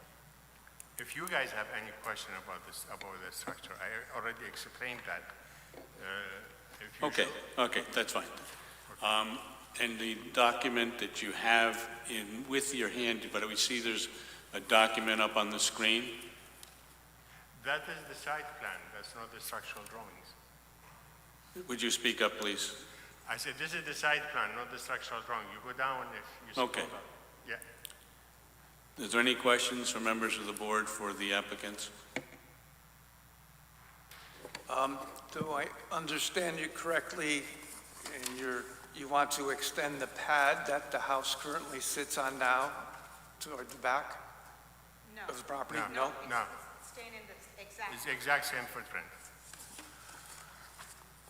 Okay, so the foundation, what is your foundation? Is it concrete foundation? It's reinforced concrete columns, beams, and foundation walls. And the slab on grade, of course. Because looking at the materials supplied, this is basically right on the river there, the creek. It doesn't seem to be very much, it would take very much to cause a collapse there. What are you doing to mitigate that problem? If you look at drawing S2,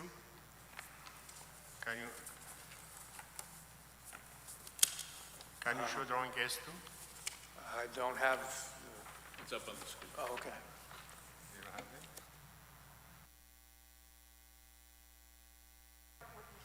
If you scroll down,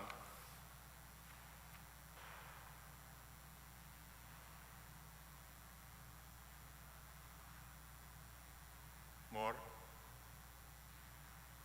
more, more,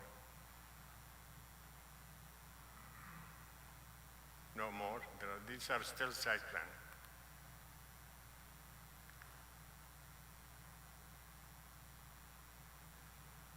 Yeah. Okay, if you look at the section 4 above to the right, that's the foundation wall against the masonry wall close to the water, which is to the right. That's the wall which need to remain and maintained. This is how we are proposing to do it. If the wall is not strong enough and cannot be retrofitted adequately this way, we have, if you go to drawing S, S4, section 3, yeah, we're going to make buttresses against the wall every 4 feet on center, down, yeah, more, yeah, that section. That wall will be supported by buttresses at 4 feet on center. Those buttresses will be anchored to the wall by some anchor system to stabilize the wall before we pour the new foundation.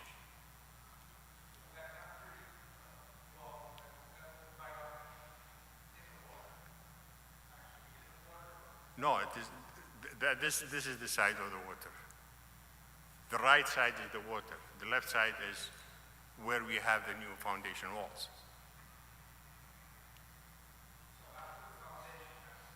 Mr. Mortimer, please use your microphone. After the foundation, is there any ground before we hit the river? You have your foundation, you have the water. Is there anything in between? No, that's the existing condition now. Yeah. That CMU wall sitting on some rubble foundation wall, then the water. Okay. So this wall need to be maintained, which they wanted to stay. We have to retrofit the wall either way, either by some pointing, some mortars.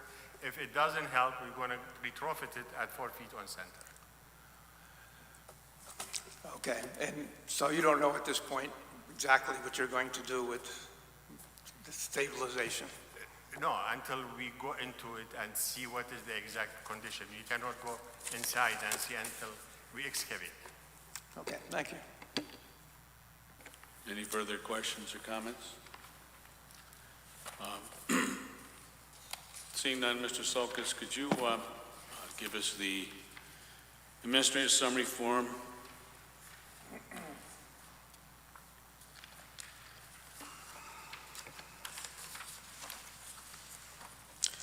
The applicant proposes to demolish an existing bungalow and construct a new single-family dwelling of 34 feet and 11.5 inches in height. The foundation of the existing structure abuts the water of the Calf Pen Meadow Creek. Nothing comes between the tidal waters and the foundation. DEEP has issued a permit with extensive conditions that prohibits any construction activities below the state coastal jurisdiction line or within the inland wetlands. All work is required to take place within the existing footprint and behind the existing wall and foundation. The Inland Wetlands Commission also has issued 30 extensive conditions in its letter dated December 19th, 2025 to Jennifer Ruspini. Among the requirements mentioned is the on-site monitoring of site preparation and construction activities, such as the permittee must retain a licensed environmental professional to inspect the soil erosion and sedimentation controls weekly and within 36 hours after a 1-inch or greater precipitation event. Issues noted with the erosion controls must be addressed within 24 hours of inspection.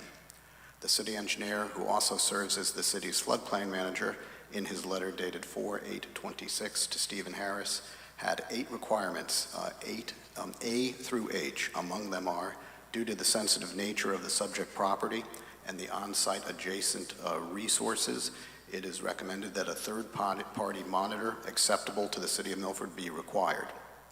The third-party monitor should provide reports weekly and after significant rain events of 2-inch rainfall or greater, and flooding events, flooding at or above elevation 4.7, the CJL, until issuance of a certificate of occupancy. The applicant shall propose monitors acceptable to the City of Milford. No site activities are to be conducted until such monitor has been identified and deemed satisfactory by the City of Milford. All costs associated with said monitor shall be the sole responsibility of the applicant. A wall stabilization and contingency plan has been provided by the applicant, Jennifer Ruspini, because of the potential that the existing wall could collapse, allowing the creek to envelop the property.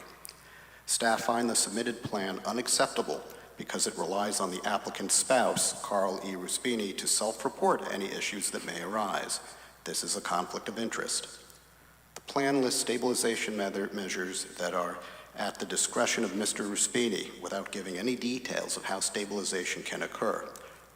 Quoting the submitted plan, No excavation or disturbance at or near the wall unless directed by Carly Ruspini, P.E. Maintain existing grades along the wall where feasible. Due to the sensitive nature of the subject property and the on-site adjacent resources and the potential for the existing wall to collapse, it is recommended that a third-party engineer acceptable to the city submit and certify a new wall stabilization and contingency plan. All costs associated with such engineer shall be the sole responsibility of the applicant. The newly submitted plan will be reviewed by the city, and if found to be acceptable, it shall be adopted in place of the plan submitted by Jennifer Ruspini. If the board is considering approval, the board should condition the approval on the requirements of the DEP, the Inland Wetlands Agency, the city engineer, and on a new wall stabilization and contingency plan that is acceptable to the city. A further condition that is recommended is that if the existing wall either fails, partially collapses, or is breached, the CAM approval becomes null and void. The city engineer expressed further concerns regarding what he calls the contingency plan in a memo dated today, 4/21/26. This was emailed to the applicant this afternoon by the city engineer. Those concerns should also be incorporated in any conditions of the approval. As this project has potential adverse impact on coastal area resources, it is incumbent on the applicant to provide information that is acceptable to the city that will guarantee the success of the project while protecting the city's coastal resources and the public trust. Thank you very much, Mr. Sulkus. Any questions by members of the board? Mr. Spini, I have some questions for you, please. I assume you've had the three-page report of Mr. Sulkus? Yes, sir. Okay. And it refers on page 2 an Inland Wetlands Commission that issued you 30 extensive conditions in its letter of December 19th of 2025. Yes, sir. And those are found in pages 38 to 40 of the materials that we have today. Have you agreed to all those conditions in writing with the Inland Wetlands Commission? Well, the problem I'm having... Just a yes or no, please. Have you agreed with all 30 conditions in the Inland Wetlands Commission? They had given that to me prior? Is that what you're asking me? No. Have you agreed to all 30 of those conditions? No, I'm concerned about the null and void when they have been stalling for such a long time, and anything could happen to that foundation. So your answer is you're not agreeing to Correct. all 30? Correct. I'm concerned about one particular one, sir. Fair enough. Then we have the issue of a permittee must retain a licensed environmental professional. You understand that your husband cannot be the licensed environmental professional. You understand My that? husband is, yes, sir, we agreed to that. That was sent to the engineer on Monday. On Monday. How did you contact the engineer, please? It was sent in an email. A matter of fact, I'm sorry, it wasn't on Monday. It was done on Thursday before he went on vacation, because my attorney did send everything over to him. Before. Okay, this is again from Mr. Harris's April 8th of 26 document. You're going to propose monitors acceptable to the city of Milford. When do you plan to give the name of a proposed monitor to the city of Milford? Because we can't deal with this until you get that particular person. SMAT is a structural engineer, and I will monitor that. You both spoke over each other, please. Whoever's speaking has to speak to the microphone. So, Ms. Ruspini, this should be you speaking, and please make sure you're next to the microphone so we can hear you. Who is the SMAT Mancal is a licensed professional engineer, and he is the person that's going to be monitoring the property, because we understood that my husband could not do it because it's a conflict of interest.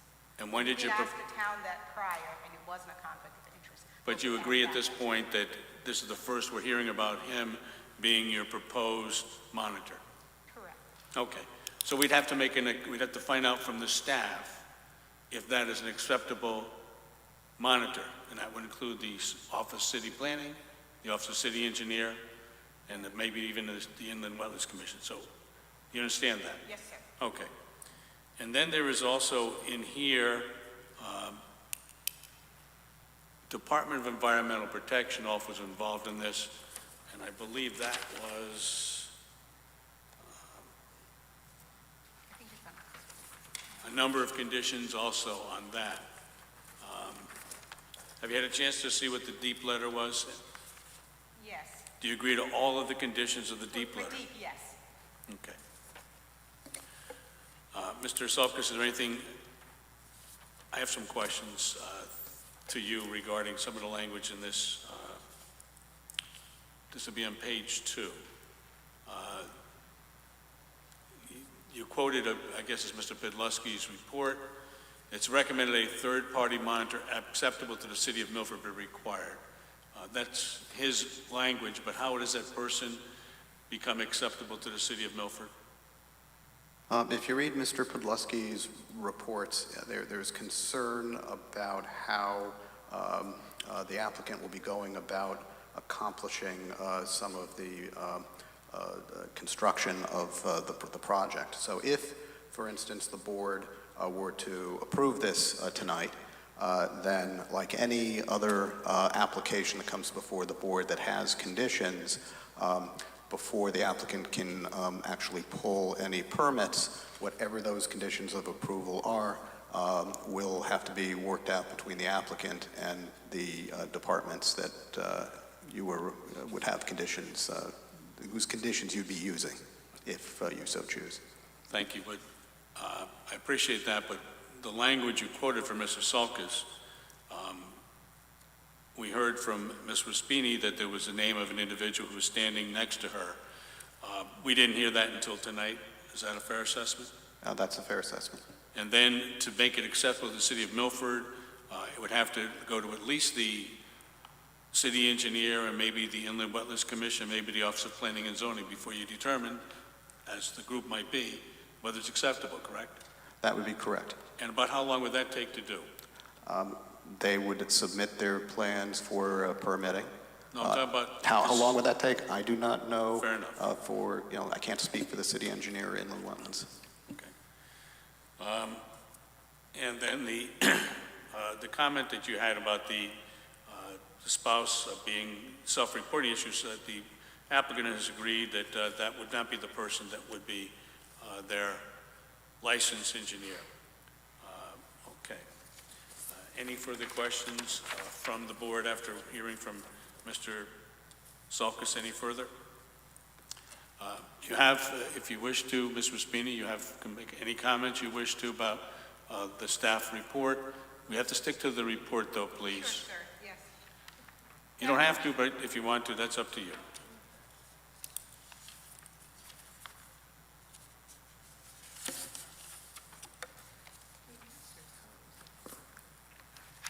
My concern was just the walls, that, if it collapsed, that's it. When, Would you please do us one favor? You need to walk in front of the microphone so Sorry. we can hear you fully. My concern is if the breach of the wall, and then that's it, I can't build anymore. When this has been going on for so long, and it's been a cat and mouse game.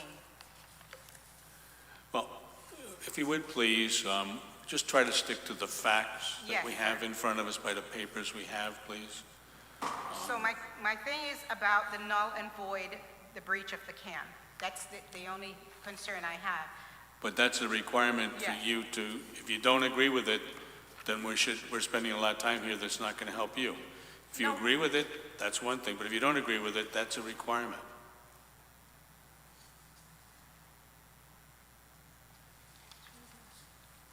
We agree to it because the wall is there, Okay, supporting the house, sorry. The wall is existing, it's supporting the wall now. There are some deficiencies in the wall, but that could be repaired and retrofitted. Okay? Anything else you want to say at this point? Because this is a public hearing, the public can speak if they wish to. Okay. If anybody speaks, you'll get a chance to rebut what they say. Sure, I'm fine. Okay. So if you could just take a seat in the gallery, please, for a minute. Sure.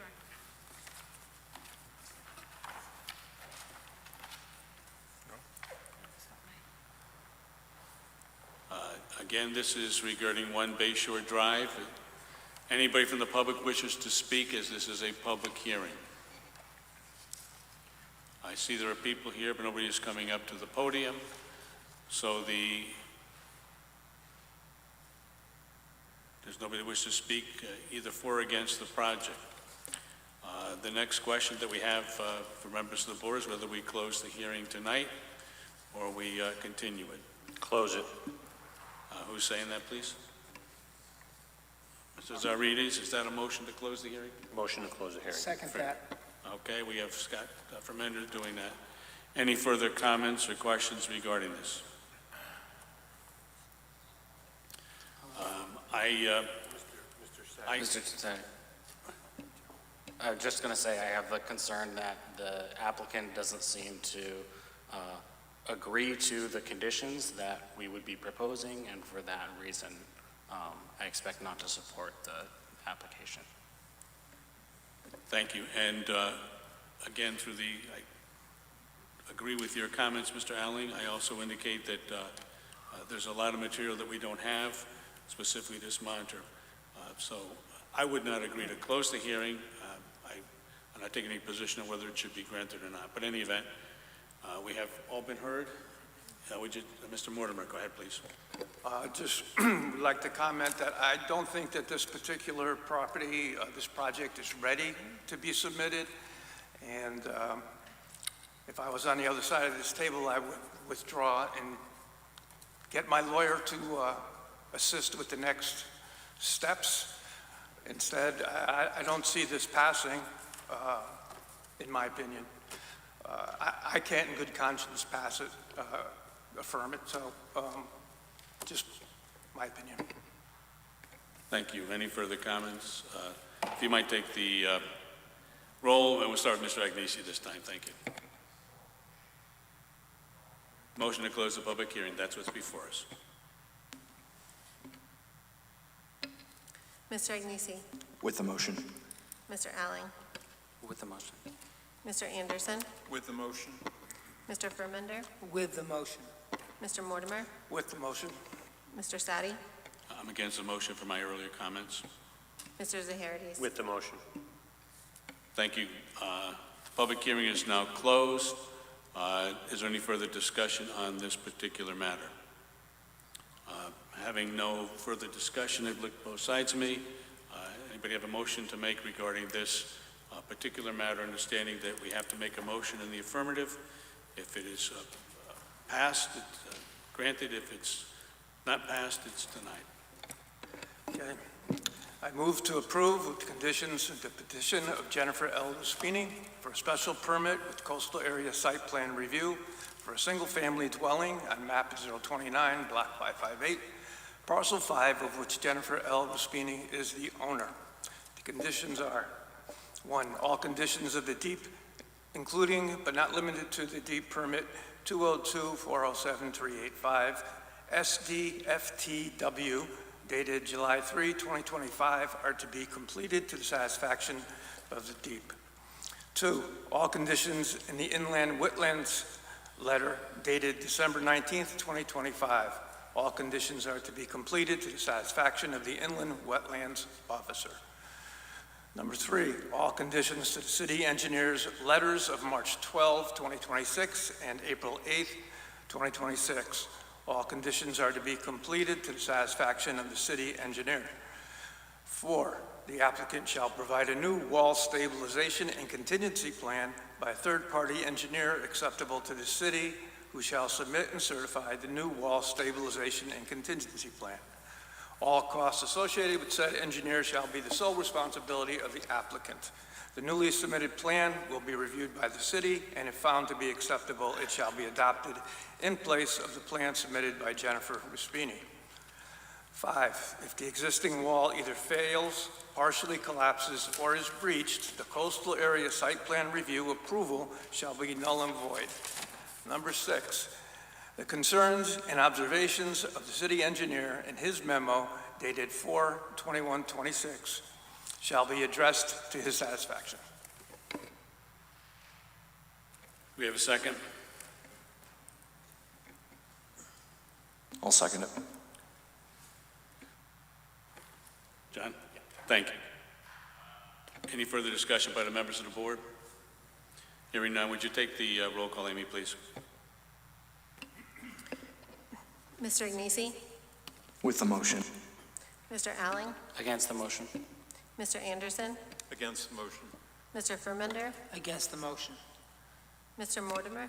Against the motion. Mr. Sadi? Against the motion? Mr. Zaharides? Against the motion. So this motion has failed. Our next, 261 Meadowside Road, Zone R12-5. Attorney Lynch, let me get the papers. Petition of Thomas Lynch Esquire for site plan review for an 830G, 11-unit housing development map 034, block 214, parcel 1D of which Ignac Benny is the owner. Good evening, Attorney Lynch. Good evening, Mr. Chairman, members of the board. I know it's been a long night. I'll try to be brief. My name is Thomas Lynch. I'm an attorney with the law firm Lynch, Trimbicki, and Boynton. My office is located here in Milford at 63 Cherry Street. I'm here tonight with my client, Ignac Benny. Iggy is the owner of 261 Meadowside Road. He bought it back in 2024, and this is an application for site plan approval submitted to you under the terms of Connecticut General Statute 830G for a 10-unit residential development on this site. The call of the application, Mr. Chairman, referenced 11. The plans were modified. You have on your agenda tonight the modified plans. We're going forward with a 10-unit complex, not an 11-unit complex.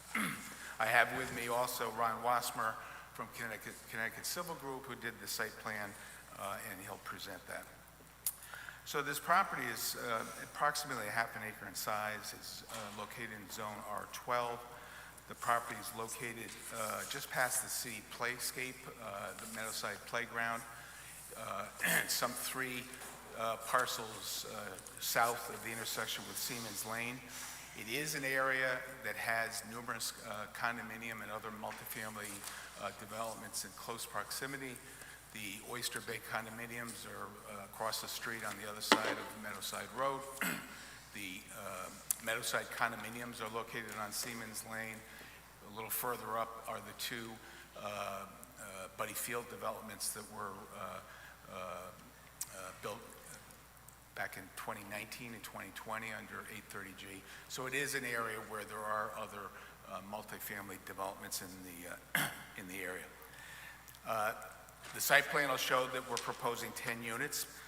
There's 4 buildings. Buildings 1 through 3 contain 3 one-bedroom units with a loft, and building 2 and 4 also have 2 units. All of the units are one-bedrooms with a loft, so that there has been some reference in the plans, or in, I think in David's memo, as to diversity between 2 bedrooms and one bedrooms. The plans were designed by Joe Rousseau. They're all 1 bedrooms with a loft. Joe designed these as townhouses. They're the typical 3-story townhouses that we've seen with the numerous other projects around town that have been developed. There's a garage level and utility level on the first floor. On the second floor, there's a open living space, and on the 3rd floor is the bedroom with the open loft and bathroom. They consist of approximately 1,000 square feet. There's 23 parking spaces provided on site for 10 units. That's plenty of spaces. It's compliant, even though this is a 830G application. Each unit has a garage and then a space in front, and then there are 3 spaces that are built on the side of building number 3, so that there's a total of 23 spaces on site. As I said at the outset, the plans were revised to eliminate 1 unit after the fire marshal reviewed the plans. If you can see on the site plan, there was the driveway coming in. The fire marshal wanted a turnaround at the end of the driveway, so we had to eliminate 1 unit, and the plans were revised accordingly. All the city departments approved the plans. The police commission at its meeting on February 12th adopted Sergeant Hemperly's report. His report is in your documents. He said that the sight lines coming off from the site on Meadowside Road are excellent, and they exceed standards for distance for cars coming off site. The fire marshal issued his report on March 19th after he initially rejected the plans because of the lack of the turnaround at the end of the driveway. So he ultimately did issue his approval on the 19th. I appeared before the Sewer Commission on February 27th. The Sewer Commission approved the sewer hookup for 11 units, and now this is, again, only 10 units, so the gallonage per day will be even less. Lastly, the city engineer reviewed the plans, found no engineering comments. As usual, when he reviews one of Ron Wasser's plans, as I've said many times to you, Ron knows what the city engineer wants in a site plan and delivers it to him, and accordingly, the plan was approved. We also submitted an affordability plan to you that shows the rentals. The samples that I had given you in the affordability plan was for rents for 2 units. The rent for the 2-bedroom units, I should say. The 2-bedroom units being rented to those families that meet the 60% income rate, the rent would be $13.78. The 2-bedroom units rented to those at the 80% income level would be $18.58. And we have a calculation from another affordability plan that I've submitted to the zoning office. The 1-bedroom rates for 60% renters, it would be $12.20, and for 80% renters, it would be $16.80. So I'm going to turn things over to Ron. He'll go through the site plan with you, and I'll have some concluding comments when he's done. Thanks.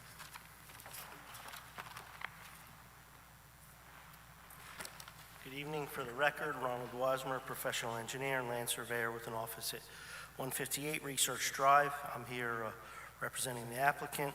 I prepared the site plan and the site engineering plans. As Tom mentioned, Joe Russo prepared the architectural plans. So I guess we'll just quickly walk through the site plans if we could. Let's just start with, looks like, yeah, page 2 is fine. So this is the site plan. You can see there's 4 buildings.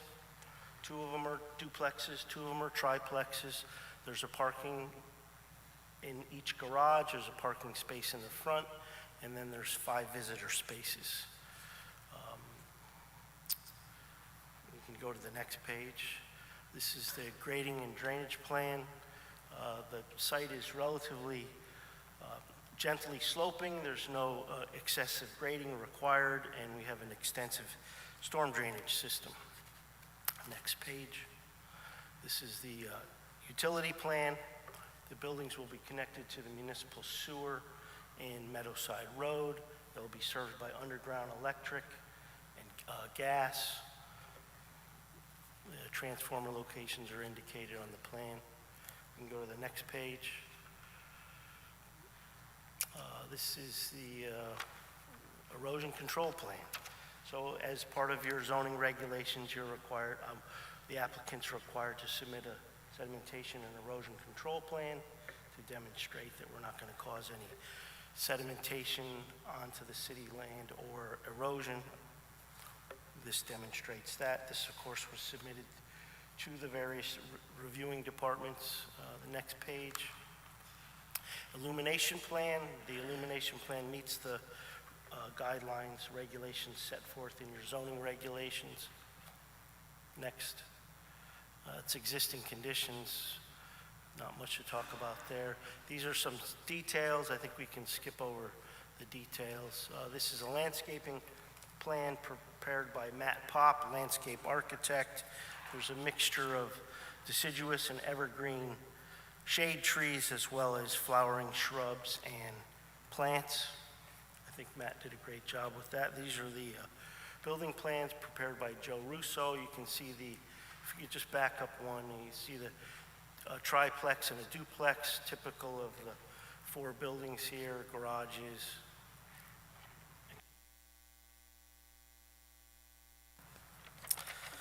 As Tom mentioned, this went to all the various departments, and we've gotten favorable review from all the various departments, and I guess that's it. I'm here to answer any questions. Thank you.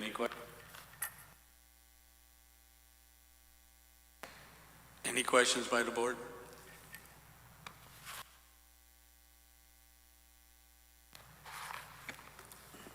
Hopefully mine will stay on. Got a couple questions for you. Sure. Again, another great job. Thank you.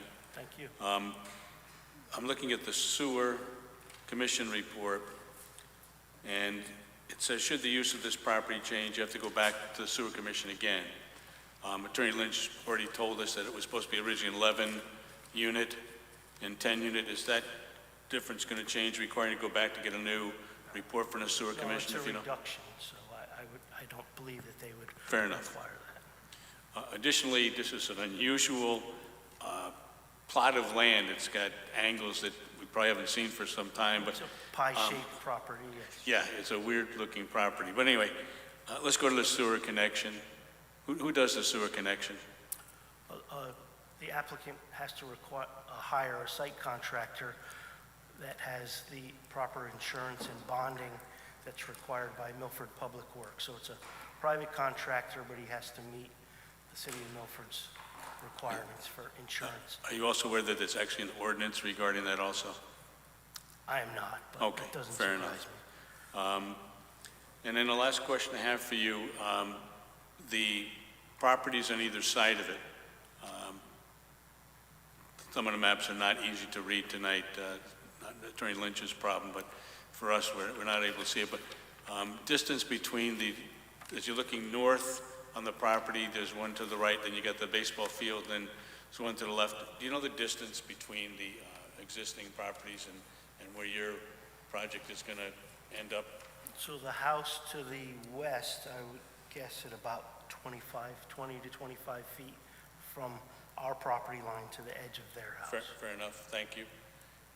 And this project, I mean, at least the property has been knocked down and vacant for some period of time, is that fair? He bought it in 2024 and he demolished the house in 2024. Because if you look at the map, Google Maps now, they still show one of the construction vehicles there. I have no further questions, thank you very much. Thank you. Attorney Lynch, you're next up, thank you. Thank you. That concludes our presentation to you. I just remind the board of the standard of review under an 830G.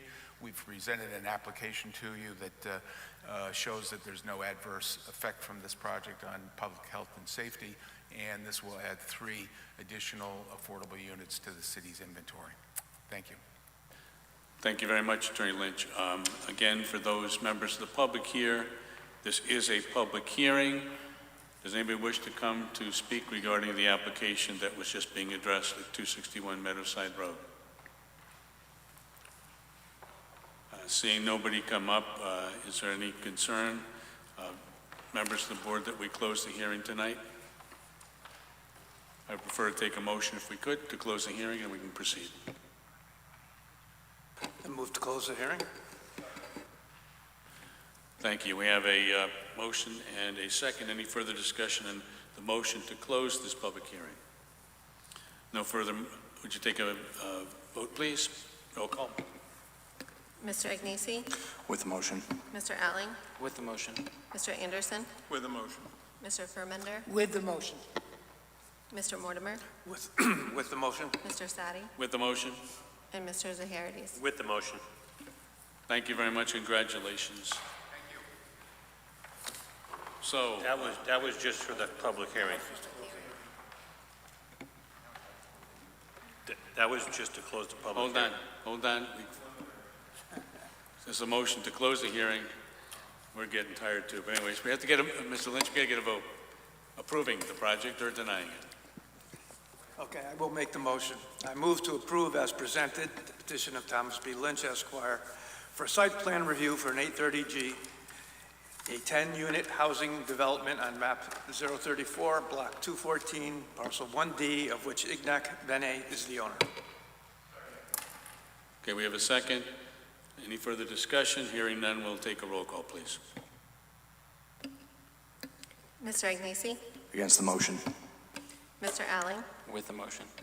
Mr. Anderson? With the motion. Mr. Furmender? With the motion. Mr. Mortimer? With the motion. Mr. Sadi? With the motion? Mr. Zaharides? Against the motion. So would you tell us the vote total, David, please? It is 1, 2, 3, 4, 5, and 5 in favor, 2 against. As I understand the requirements, it has to be majority of the members present, not the majority of the board. So the motion passes. It's a simple passes. matter, yeah. Thank you very much. We have no old business. I have no liaison report. Our meeting will be next week. No subcommittee reports. Mr. Furmender, would you make a motion regarding the approval of minutes if you could? Yes, sir, I would like to make a motion that we approve the minutes of the April 7th, 2026 meeting as presented. Thank you. Anybody want to sign in as a second? Second. Okay, all in favor by voice vote, aye. Aye. Any abstentions? Any objections? Hearing none. Minutes are approved. Chair has no report. Staff report.